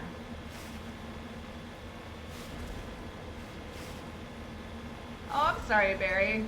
I know that can be really annoying to hear someone practicing the same thing over and over, but like, and I'm sorry that it's getting on your nerves, but I imagine if they've been playing the same piece for like hours and hours and hours, either they are just enjoying themselves and having the best time, or they're experiencing some displaced anxiety and they're over practicing that piece, trying to deal with it, or their anxiety, their displaced anxiety is kind of causing them to practice the same piece a bit obsessively. So I'm sorry it's bugging you. Have you tried practicing with earplugs? I don't like practicing with earplugs in general because I feel like I can't hear myself properly. But the same thing for the orchestra when it's something loud and like the other instruments, I kind of just deal. But I'm thinking about trying. I had someone recommend those that you see like on Instagram a lot, the looper ones, I think they're called. They're ones that like are meant to just kind of muffle other sounds and let you be able to like hear yourself and other noises, but with like some deadening. So like maybe something like that would be good for you, having to practice in like a music building with so many other people playing and practicing like literally all hours of every day. Maybe that might help. Because I totally get that. Like when you hear what somebody else is doing, it's like you can't get yourself to focus on what you're doing because you find what they're doing so distracting. I haven't ordered any yet, but I think I might order some ahead of our trip just so I have some to carry for like the plane and stuff. But I'd be happy to if I get them, happy to let you know what I think. But maybe something like that would be helpful. Like something with just enough like sound elimination to make you feel like you can focus a little better, but not so much that you can't hear yourself play. Again, I haven't really heard anybody talk about them in the context of like music playing or like having an instrument. I've heard some people say they're really good for like concerts and such, but maybe they'll be really good. Yes, there are musician earplugs. Oh, it's affordable. I'll have to look that one up. So I remember looking for some back when I was doing my post-grad, and they were just really expensive. And so like, I have like a couple times like worn like one of the foam ones in like the ear, in like one ear, like the ear facing like the horns or whatever instrument that I have sitting near that is going to be particularly loud. But like I'm gonna have to adapt to like recording and all with like these headphones on, because they have like a small amount of like, I wouldn't say it's really noise canceling. Like it's not noise cancellation, but they block the sound out, like outside sounds out like reasonably well, I guess. Stumbled all over that. I would hope you get what I mean. So like playing with these on is going to be an adjustment. Even with my other ones that are not as good as these, when I've recorded with them, I typically put one on my ear and put the other one off a bit so that I can hear like my actual playing through one ear and then hear like the monitoring through the computer in the other ear. It is tricky though to deal with just the ambient sounds of other people practicing and all, especially when you just really want to focus on your own playing and your own practicing. You think they're just overplaying at this point? Yeah, I'm sure that it's, yeah, I totally get that. I totally get your perspective, but while you're annoyed, you're being annoyed and bothered by it is entirely valid because that is how you're feeling. Maybe just extend them, like, oh, $14 really isn't bad. But maybe just extend them, like, the tiniest bit of, like, grace and sympathy and positive energy because they might be going through something. And that practicing that in that way might be kind of the way they're self-soothing. It could be like mismanaging their anxiety, who knows. But the thing is, like, that person that we always hear practicing in the next room over that like bugs us, there's a good chance we are that person to someone else. So extend to them like the positive vibes and thoughts that you would want extended to you. Because I know, like, I was so guilty of that when I was an undergrad music student. I was so guilty of like hearing other people practice and play and get annoyed by it, and then because I was annoyed by it, allow myself to become a bit judgmental. And I don't like that I was that person sometimes, and I don't want to ever be that person again. So now, like, if I ever find myself like at an audition, for example, if someone is like being really like is really showing off and they're playing in the warm-up room, I try to just think they may be really nervous and then like showing off as how they're trying to like hype themselves up so they can feel good about their playing or whatever, and try to just like acknowledge like they're a person, they're doing their thing, and I'm gonna do my thing, and if I'm annoyed, I'm annoyed, but it's not the end of the world, you know?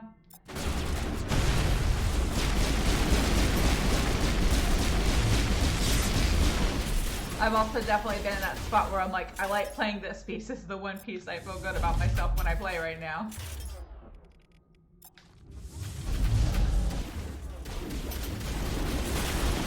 I'm gonna get blowed up. Shepard, move.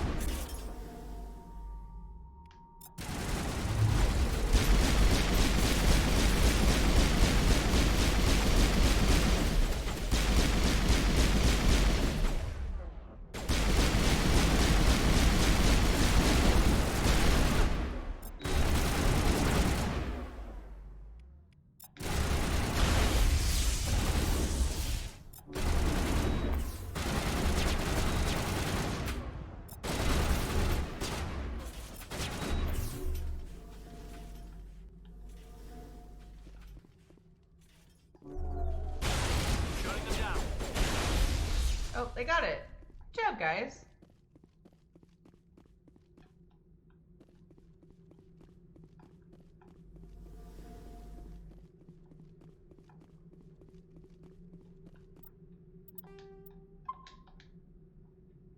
I highly advise if you play through this side mission to save a lot / more than you think you need to, because there are so many places where it's easy to die.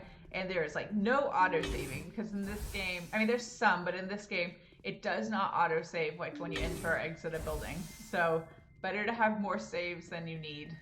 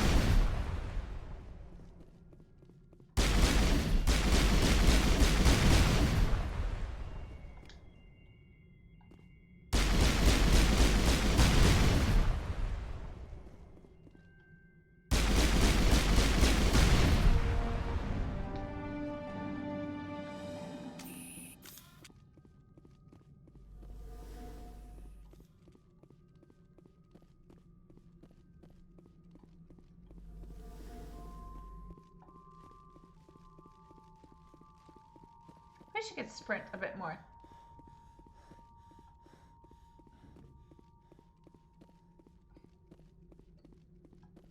Barry is being harsh to their classmates today. I'm sorry that you're getting annoyed by this person. And I'm sorry that there are people at your school that you feel like don't know how to play their instruments. And I call into question how somebody ends up at a music school not knowing how to play their instrument. But just, it's so, perspective's a hard thing when you're in music undergrad. It's an intense environment. The students are often intense. The teachers are often very intense. I know this is not terribly comforting to hear today, but like it's all gonna be okay, you know? Everybody will figure their stuff out. Is Miss Symphonia the thing where like you get bugged by sounds? Like where you find processing certain sounds difficult, or like they're like very irritating? Because I have a certain amount of that too. There are certain sounds that trigger me that I do not like. So let me know if I'm correct, if I'm remembering that correctly. I'm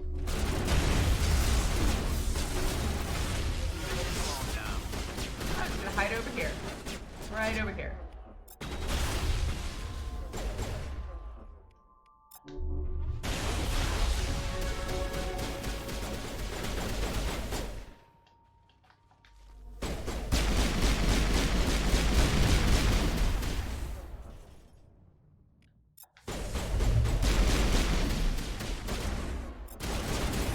Okay, that's what I thought, but I wasn't sure I was remembering it correctly. Oh, that's Garrus dead. Did I kill Garrus? Garrus, if I killed you, I am sorry. I'll make that with you later.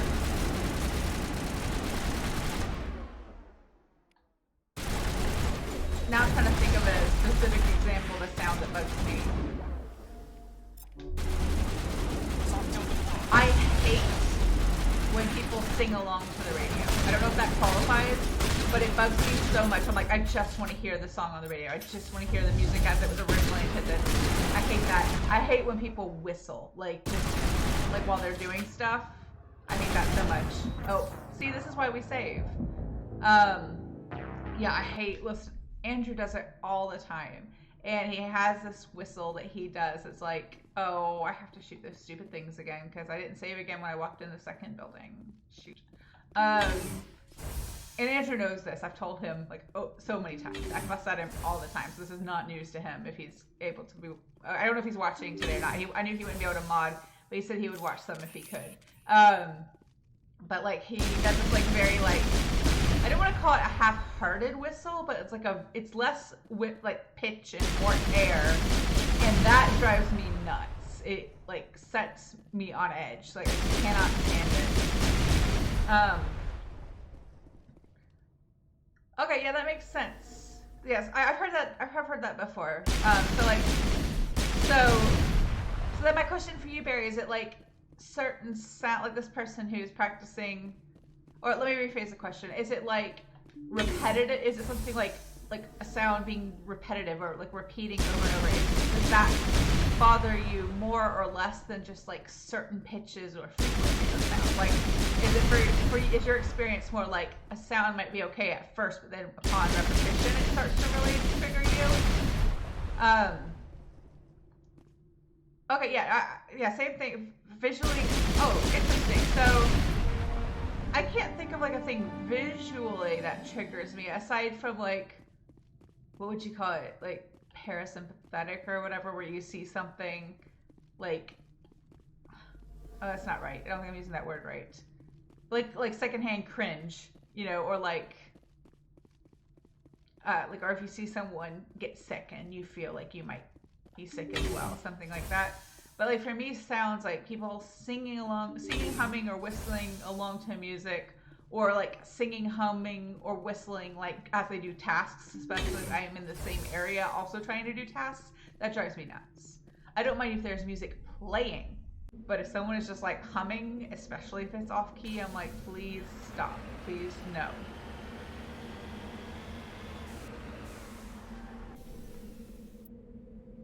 I also don't like, certain volume sounds, repetition, same sound. Okay, so someone practicing the passage once, even if they're making mistakes, then you're probably fine. But like on time 100, you're like, no, please stop. Am I understanding that correctly? But the thing is, like, other people practicing their instruments is not something that has ever bothered me. So that's really interesting how different we can all be with those kinds of things. And like listening to a singer practice doesn't bother me. It's more like that, I don't want to call it mindless and make it sound like insulting, but like that mindless humming, whistling, singing, whatever, that bugs me. Especially if I'm trying to work on something, especially if I'm trying to like make a list or like do math, like a budget or something. Like I can't.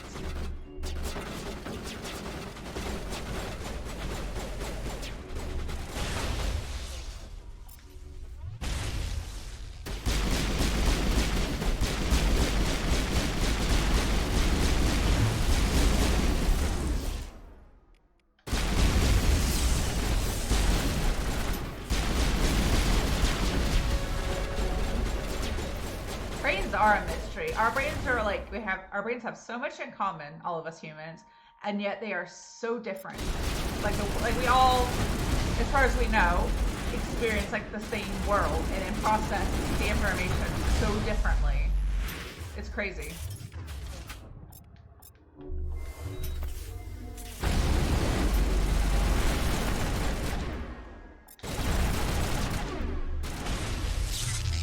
Kaden, you are being extra squishy.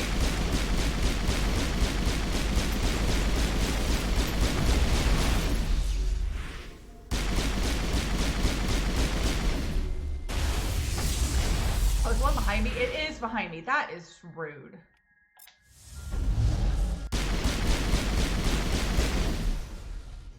I don't think this is quite the same thing at all, but I absolutely cannot stop myself from correcting people's grammar and when they mispronounce a word.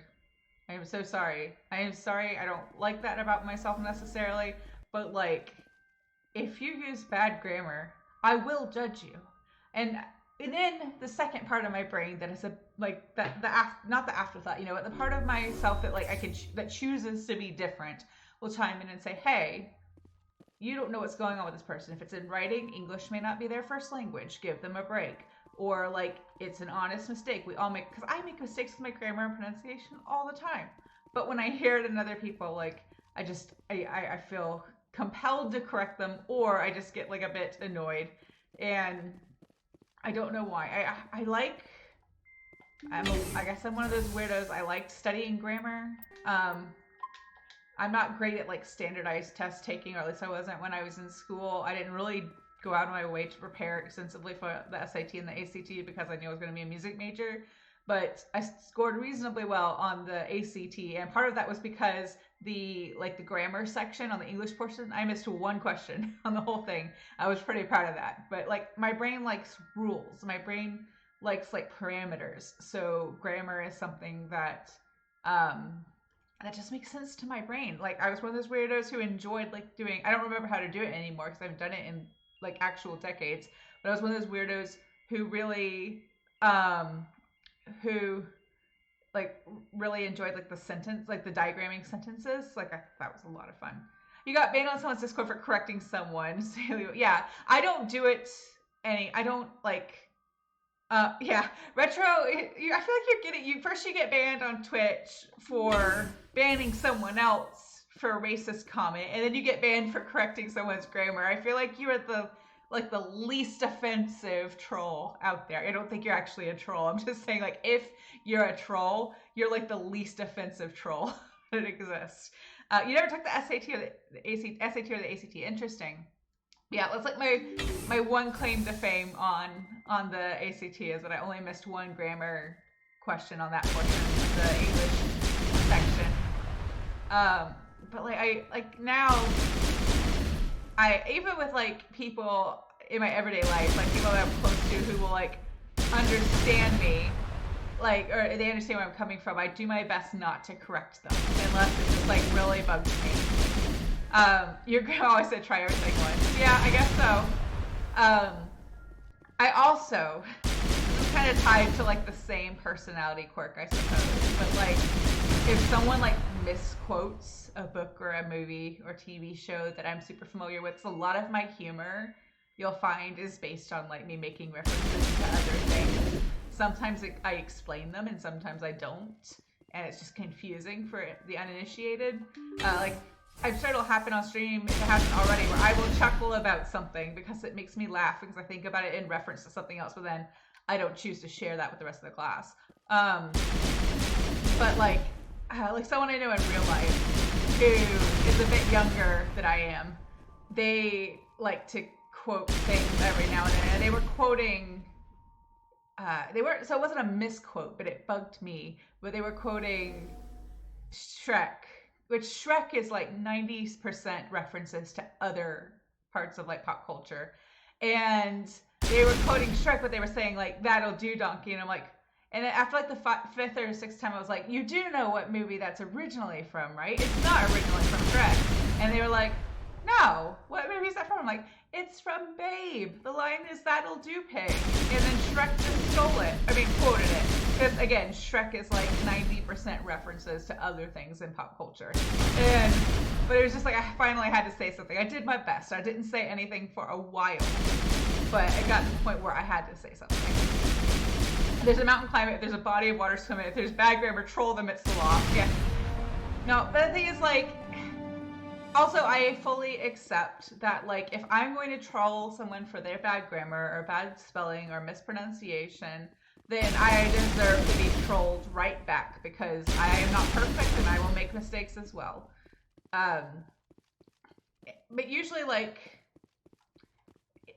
it's interesting, like, with writing, if I know the person, English is their first language, then I have like no sympathy. But if I don't know that, then I'm pretty good at like saying, I don't know the situation, this person, English may not be their first language, or they may be like dyslexic or something and they're doing their best and there's no reason to give them a hard time.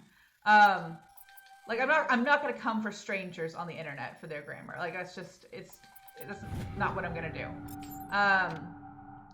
But like but when you see, like, this is a big part of why I'm not, like, on Facebook anymore, but, you know, like, people English is their first language, and they, like, don't understand how to use punctuation at all.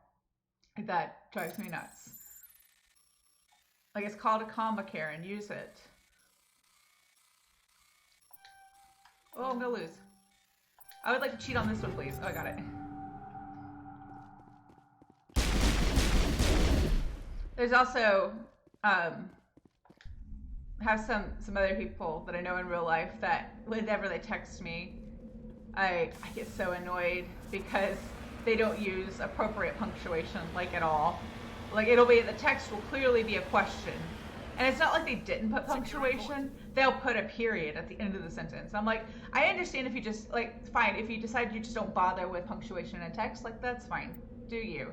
But like, it's actually a question, and you went to the trouble of putting a period at the end of the sentence. I don't understand people sometimes.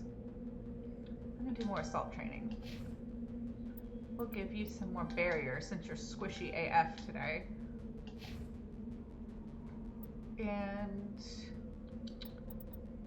first aid. Oh. Hang on a second. I gotta chat with the automod for a second.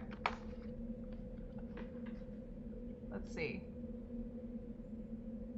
Okay, I would just like to point out that the automod has held Karens as an offensive word. That's a little ridiculous. We're going to allow Karens.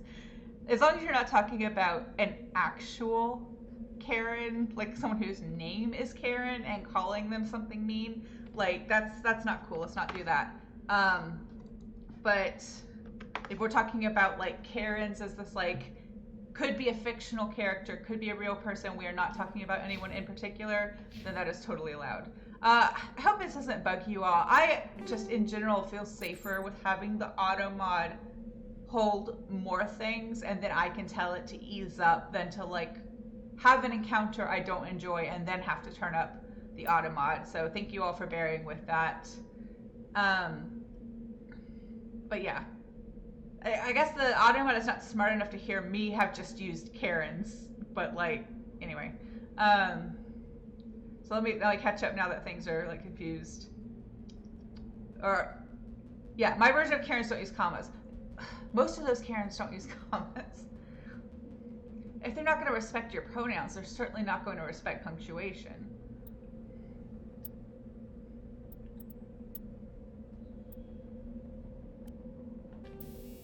I'm still on the same ones. I think we're good. Yeah, I'm glad you don't mind. I know some people get really like fussy about the automod being a thing, but like I want to stay safe. I wouldn't enjoy my experience and have a good time. I want you all to, and I feel like for the most part the consensus will always be let's keep chat safe and we can let the things through when the automod gets a bit overzealous rather than having someone come in and just ruin the vibe for everyone all at once. We didn't finish, right? We have... Oh, I just saved twice. Whatever, it's fine.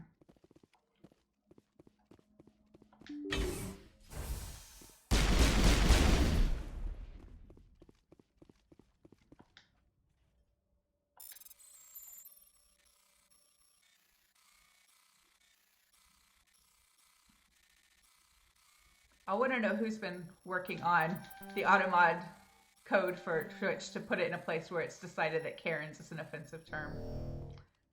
I'm going to do this again. I was definitely distracted by that while I was attempting to do this decryption.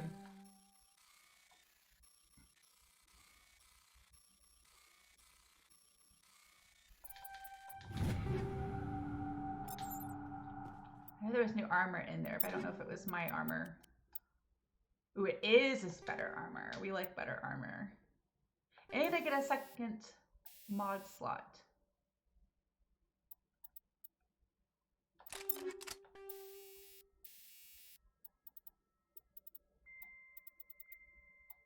I think that's one.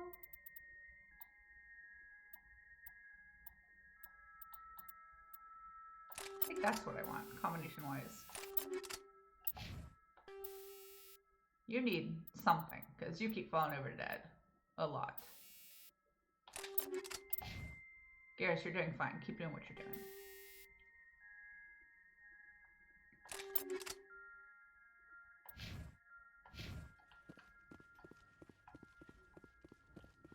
At some point, I will need to explore getting somebody else on the mod list so that Andrew doesn't... Whoops, did I just throw a grenade by mistake? I don't know what happened. So that Andrew doesn't feel like he has to always be on my stream if he can't. Like, for like yesterday and today, I didn't mind looking after it myself. But I don't want him to feel like compelled to do it if he doesn't want to / can't. Yeah. Wait, oh sorry, I missed part of that. Oh, that's... hang on, let me make sure I'm understanding what you wrote correctly. So, like, text filters for this kind of stuff are difficult to write, is that what you're saying? In which case, that totally makes sense. Somebody do something about this, please. Goodness, that's a lot.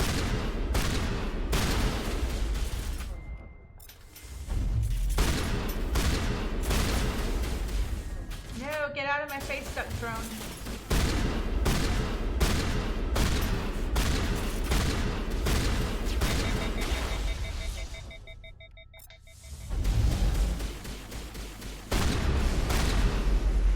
The drones do look like ducks, don't they? I'm not alone in that. I feel like they look like ducks, kind of, when their little, for lack of a better word, legs are tucked up underneath them.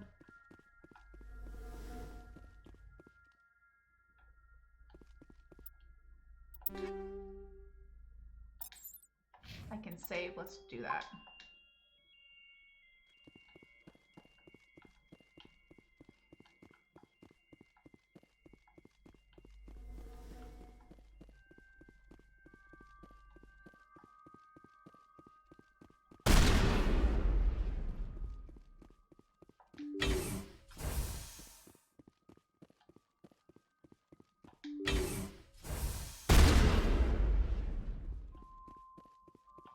I know that doing like writing something like an auto mod with a text filter would be difficult because like people find creative ways to get around it.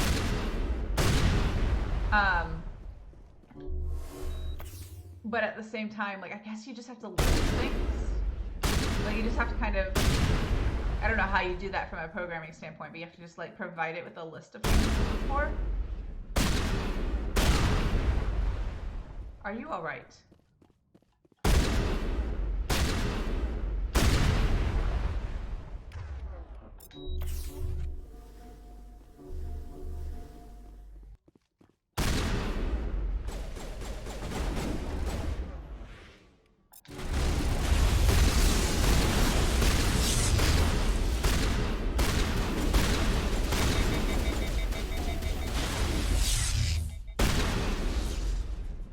Shotgun is definitely helpful.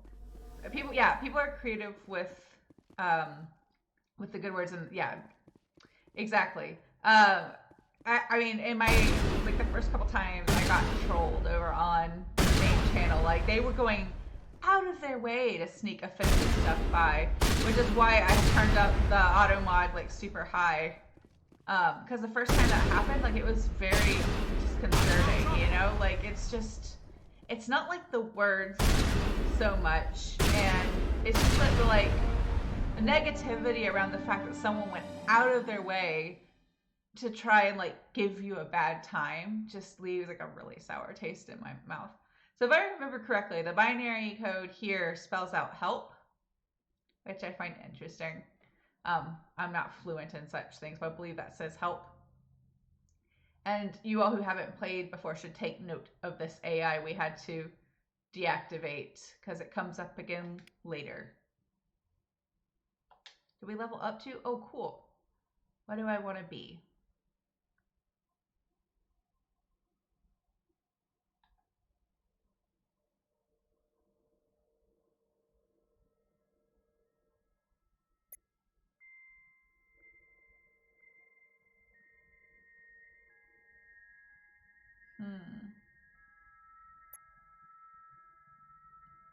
I'm gonna go with this one. Oh, I'm almost dead though. More stuff.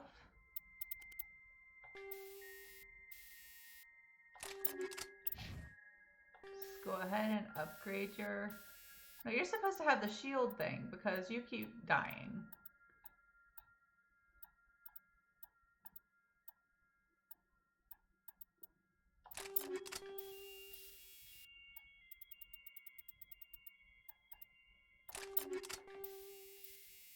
There we go.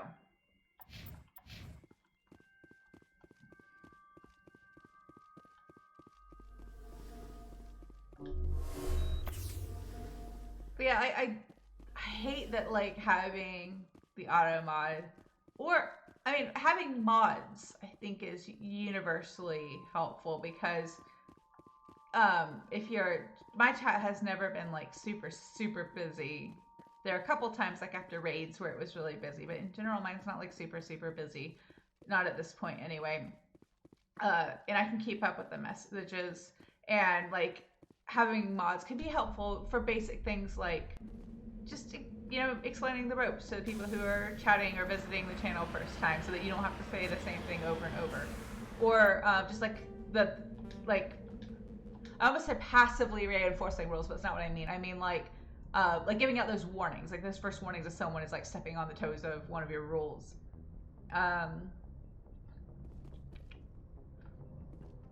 Let's just do something else.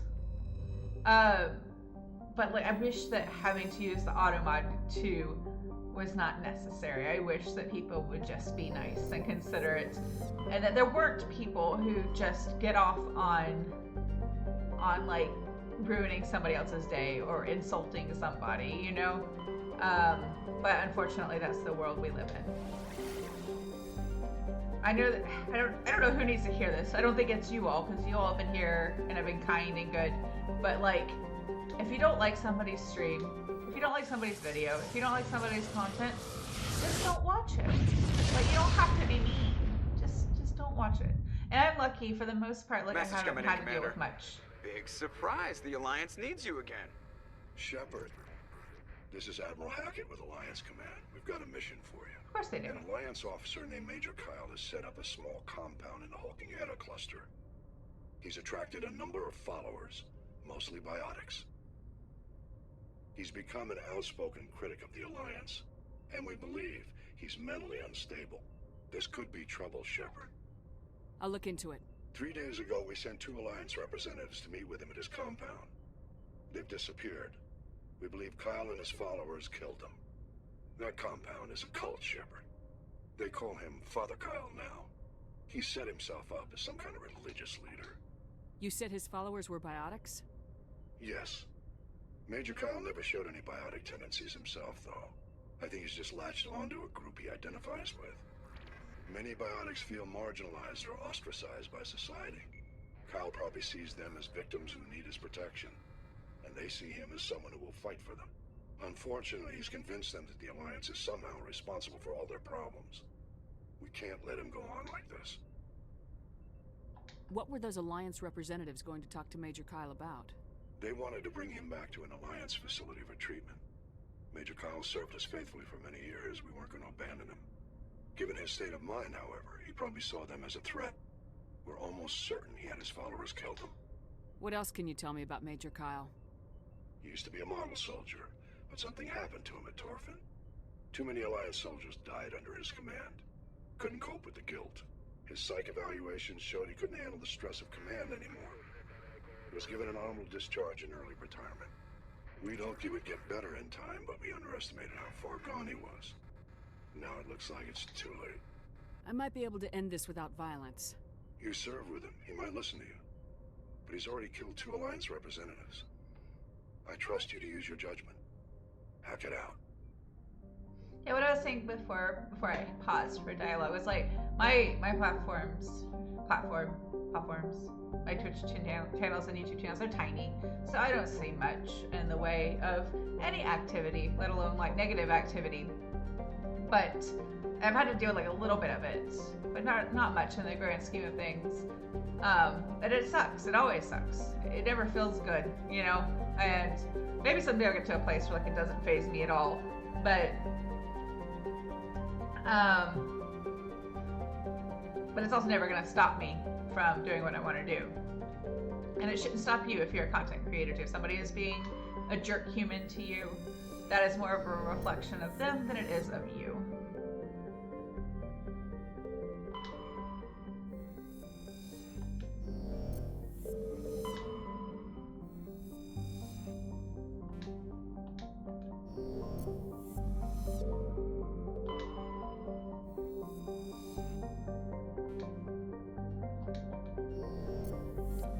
Close to completing any of these, like the quests based on like the planet scanning and stuff, like the heavy metals and such.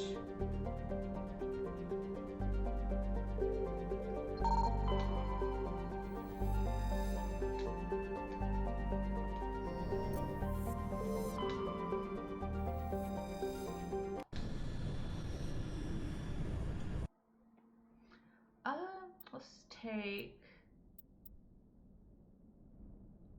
Let's take Liara and Tali.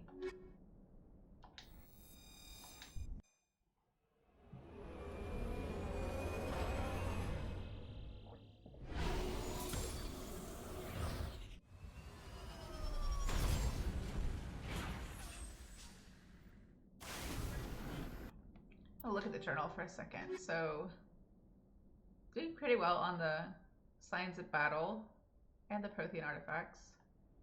I don't think I've missed any, but we still have plenty more planets to scan, so we'll find those later.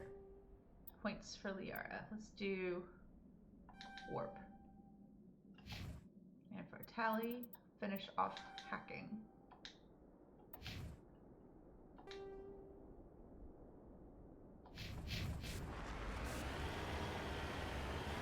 Wait, what's that X? It's not that one. There are things popping up, or I like there are things showing up on the radar. They're not showing up on the map, so we'll go find this first. I feel like, yeah, that's not on the map. Can I get up here this way? Maybe I need to go over this way a little bit. Well, maybe I can make it this way.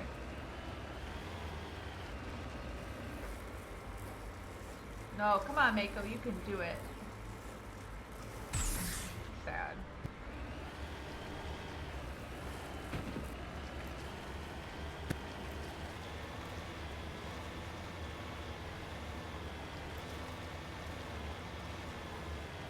You made an actual path? Why would I do that when I can just slowly climb my way up the side of the mountain?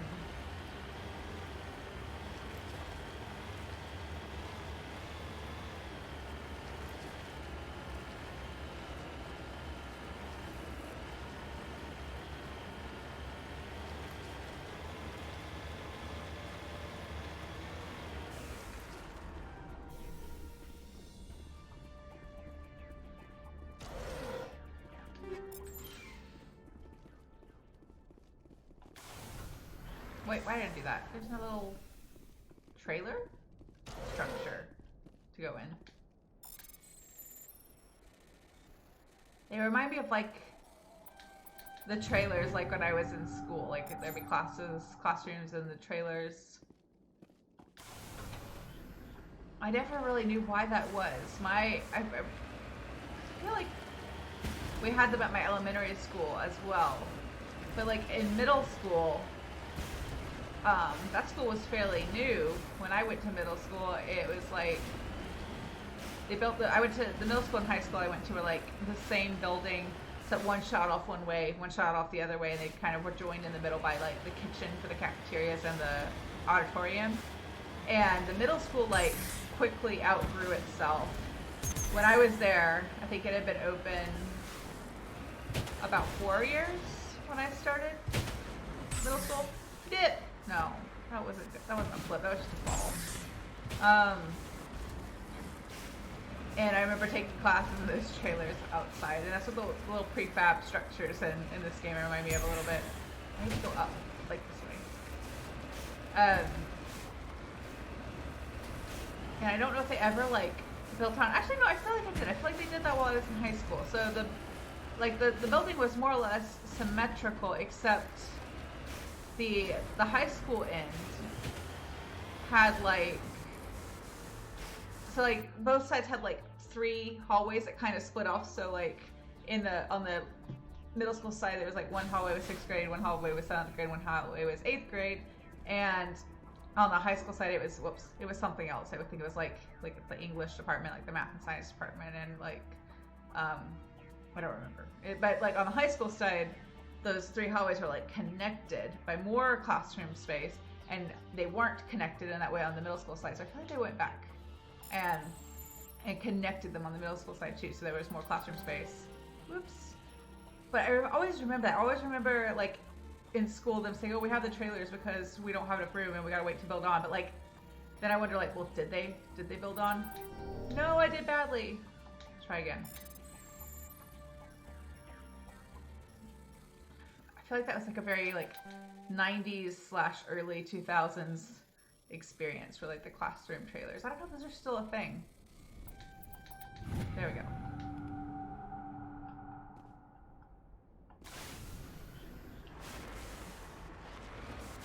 Wait, is that this? It is this. I almost left.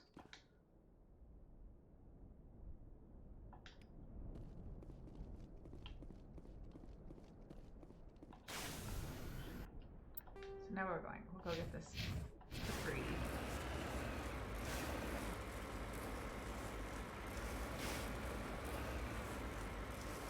Come on, Mako. You can do this. I believe in you.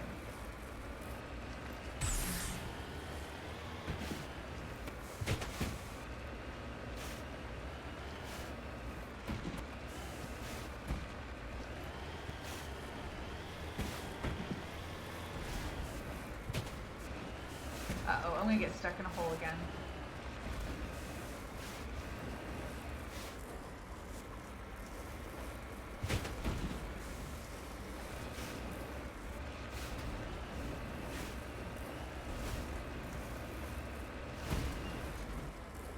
Come on, Mako.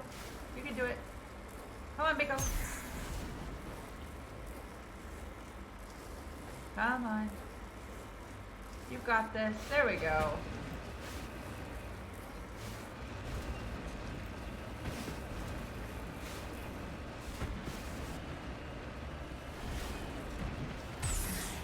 Whoops, I didn't mean to do that. That was not terribly helpful.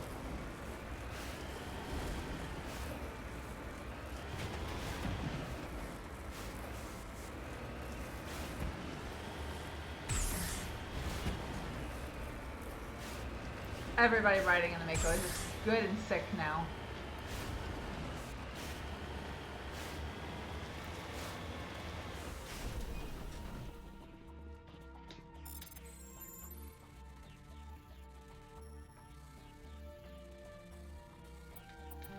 Aw, that was bad.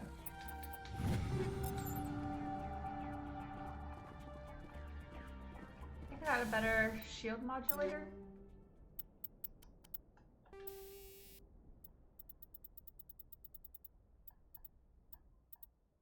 No, it's the same one. Oh well.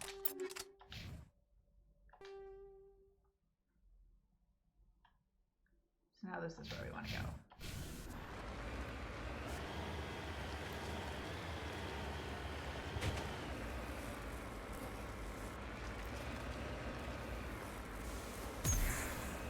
Actually, no, we can get there. I feel like this, where the biotic compound is actually closer to where we were dropped off. So if I get stuck, I'm just going to go back to the Normandy, and then we'll just pop back down.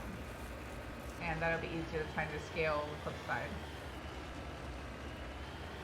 Cliff face. Mountainside. Cliff face. But see, I don't just correct other people on their bad grammar or mispronunciation. I do it to myself, too.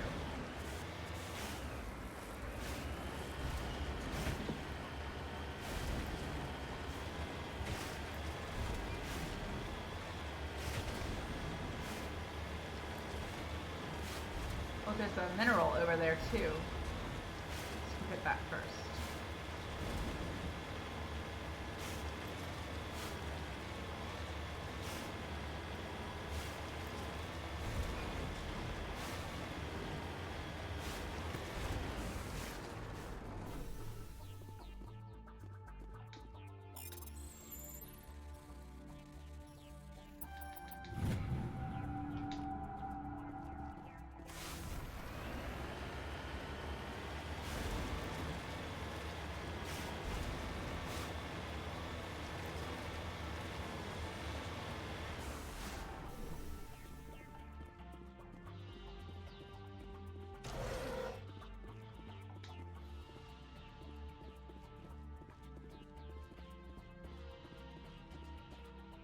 This is a private sanctuary. Outsiders are not welcome here.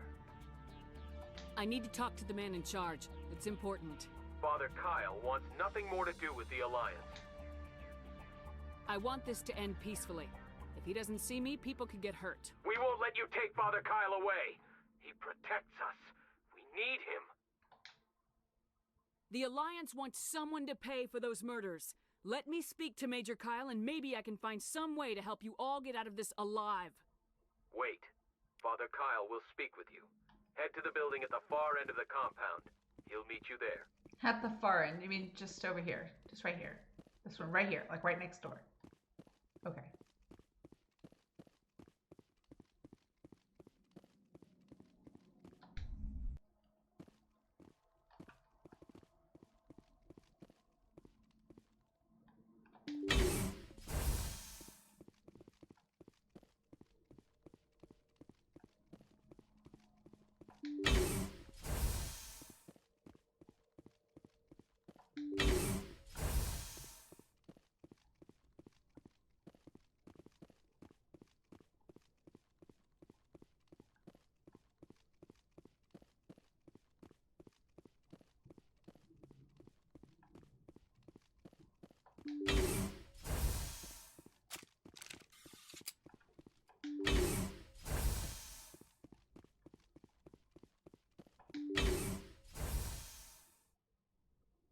I am Major Kyle. I know why you've come. We have no quarrel with you. Why can't you just leave us alone? What happened to those other Alliance officers? The ones who came before me? They wanted to take me away from here. They wanted me to abandon this place, turn my back on my family. They spoke blasphemy. I did what I could to make their end quick and painless. I had no other choice. It was necessary to protect my children. Only I can keep them safe. The Alliance sent me to bring you in, Major. Can't you see this has gotten out of hand? Don't you understand you are endangering your followers? I respect that you have come under a banner of peace, but I cannot do as you ask. If you take away their father, my children will be helpless. You ordered your followers to kill those Alliance investigators. You must face the consequences of your actions. Do you really want your children to suffer for your sins too? No, this was my fault. My children are innocent, pure. Please, I never meant for this to happen. I'm sorry. You're doing the right thing, Major. Your children will be better off for it. Come on. Wait, if my children see you taking me away, they won't understand. They will attack and you will be forced to kill them all. You have shown me the error of my ways, Commander. Now you must give me time to explain it to them. It is the only way they will understand. Please, give me 1 hour. After that, I will meet the Alliance authorities at the gates of my compound and surrender without violence. I give you my word. I'm gonna trust you. If you betray that trust, you and all your children will suffer. I will not betray you, Commander. Thank you for this. Your pilot can ask Alliance Command to send a patrol to collect Major Kyle. I just hope you know what you are doing, Shepard.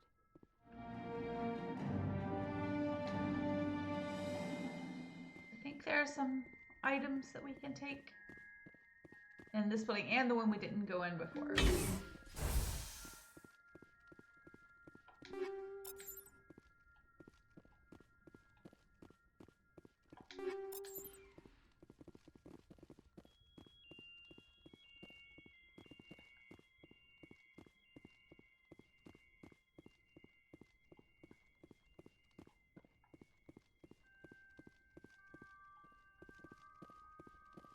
Just zigzagging my way through to see if there are any other items. I can never remember. Like, all the little structures are kind of the same, but like the location of the lootable boxes and stuff changes.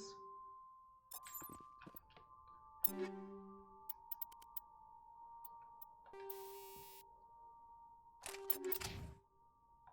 think that might be better than what she had.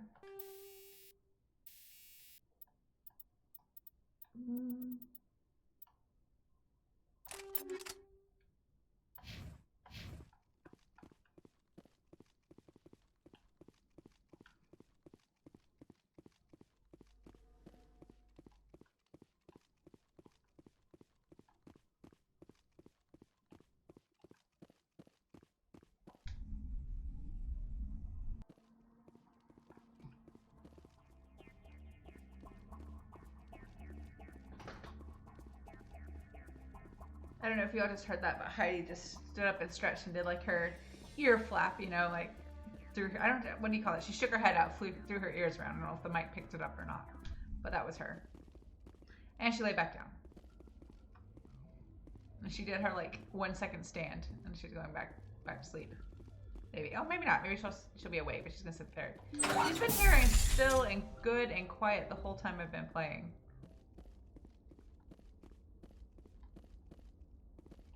I'm gonna try and arrange the new setup so that you can see her when she's up here. At least a little bit.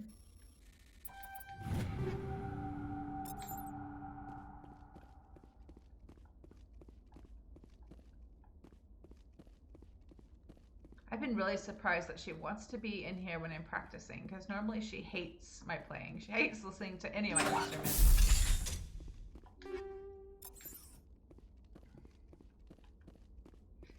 Is she with me often? She's not a Velcro dog, or at least not typically. Normally, like, she's content to be, like, just to have us home. If we're home, like, she's usually sleeping, like, either in her crate, voluntarily. She loves her crate. It's like her safe space. Or on her little doggy couch bed that we have for her downstairs. But lately, I don't know what changed. She has been a little bit more like, when I'm here during the day, when I come up here to like work or stream or practice, she's been like following me up. Not like right away, but like she'll realize I'm not downstairs anymore, and she will come up here. And then she'd been curling up just kind of like in the floor under this desk, which is why I got her another bed so that she had something soft to lay on. So I don't know if she's just like having some new attachment issues, or if something has been bothering her, or she just feels like hanging out. But like, usually she's not a big fan of when I play or practice, because I guess the volume, like the noise, and also like the frequency of the higher notes. But I guess she's okay with it. I mean, this I'm sure doesn't bother her, just listening to me talk, but like, I guess she's okay with it enough that she's been hanging out while I music stream and practice lately. So we'll see if that's a long-term thing. So I think that's everything. Oops, on this planet. Yeah. I guess we'll just go back to the Normandy. So I think I'm going to leave it here for today. It's right at 3 hours. I timed it like perfectly. Will never happen again. But I think in general I'm getting better at the pacing and the timing for these game streams. So let me save before I forget. Thank you all for hanging out with me today, and I hope you enjoyed the stream. Hope you're enjoying Mass Effect so far if you've never seen or played it before. I hope you all have a wonderful rest of your Saturday, a rest of your weekend, and I will see you next time.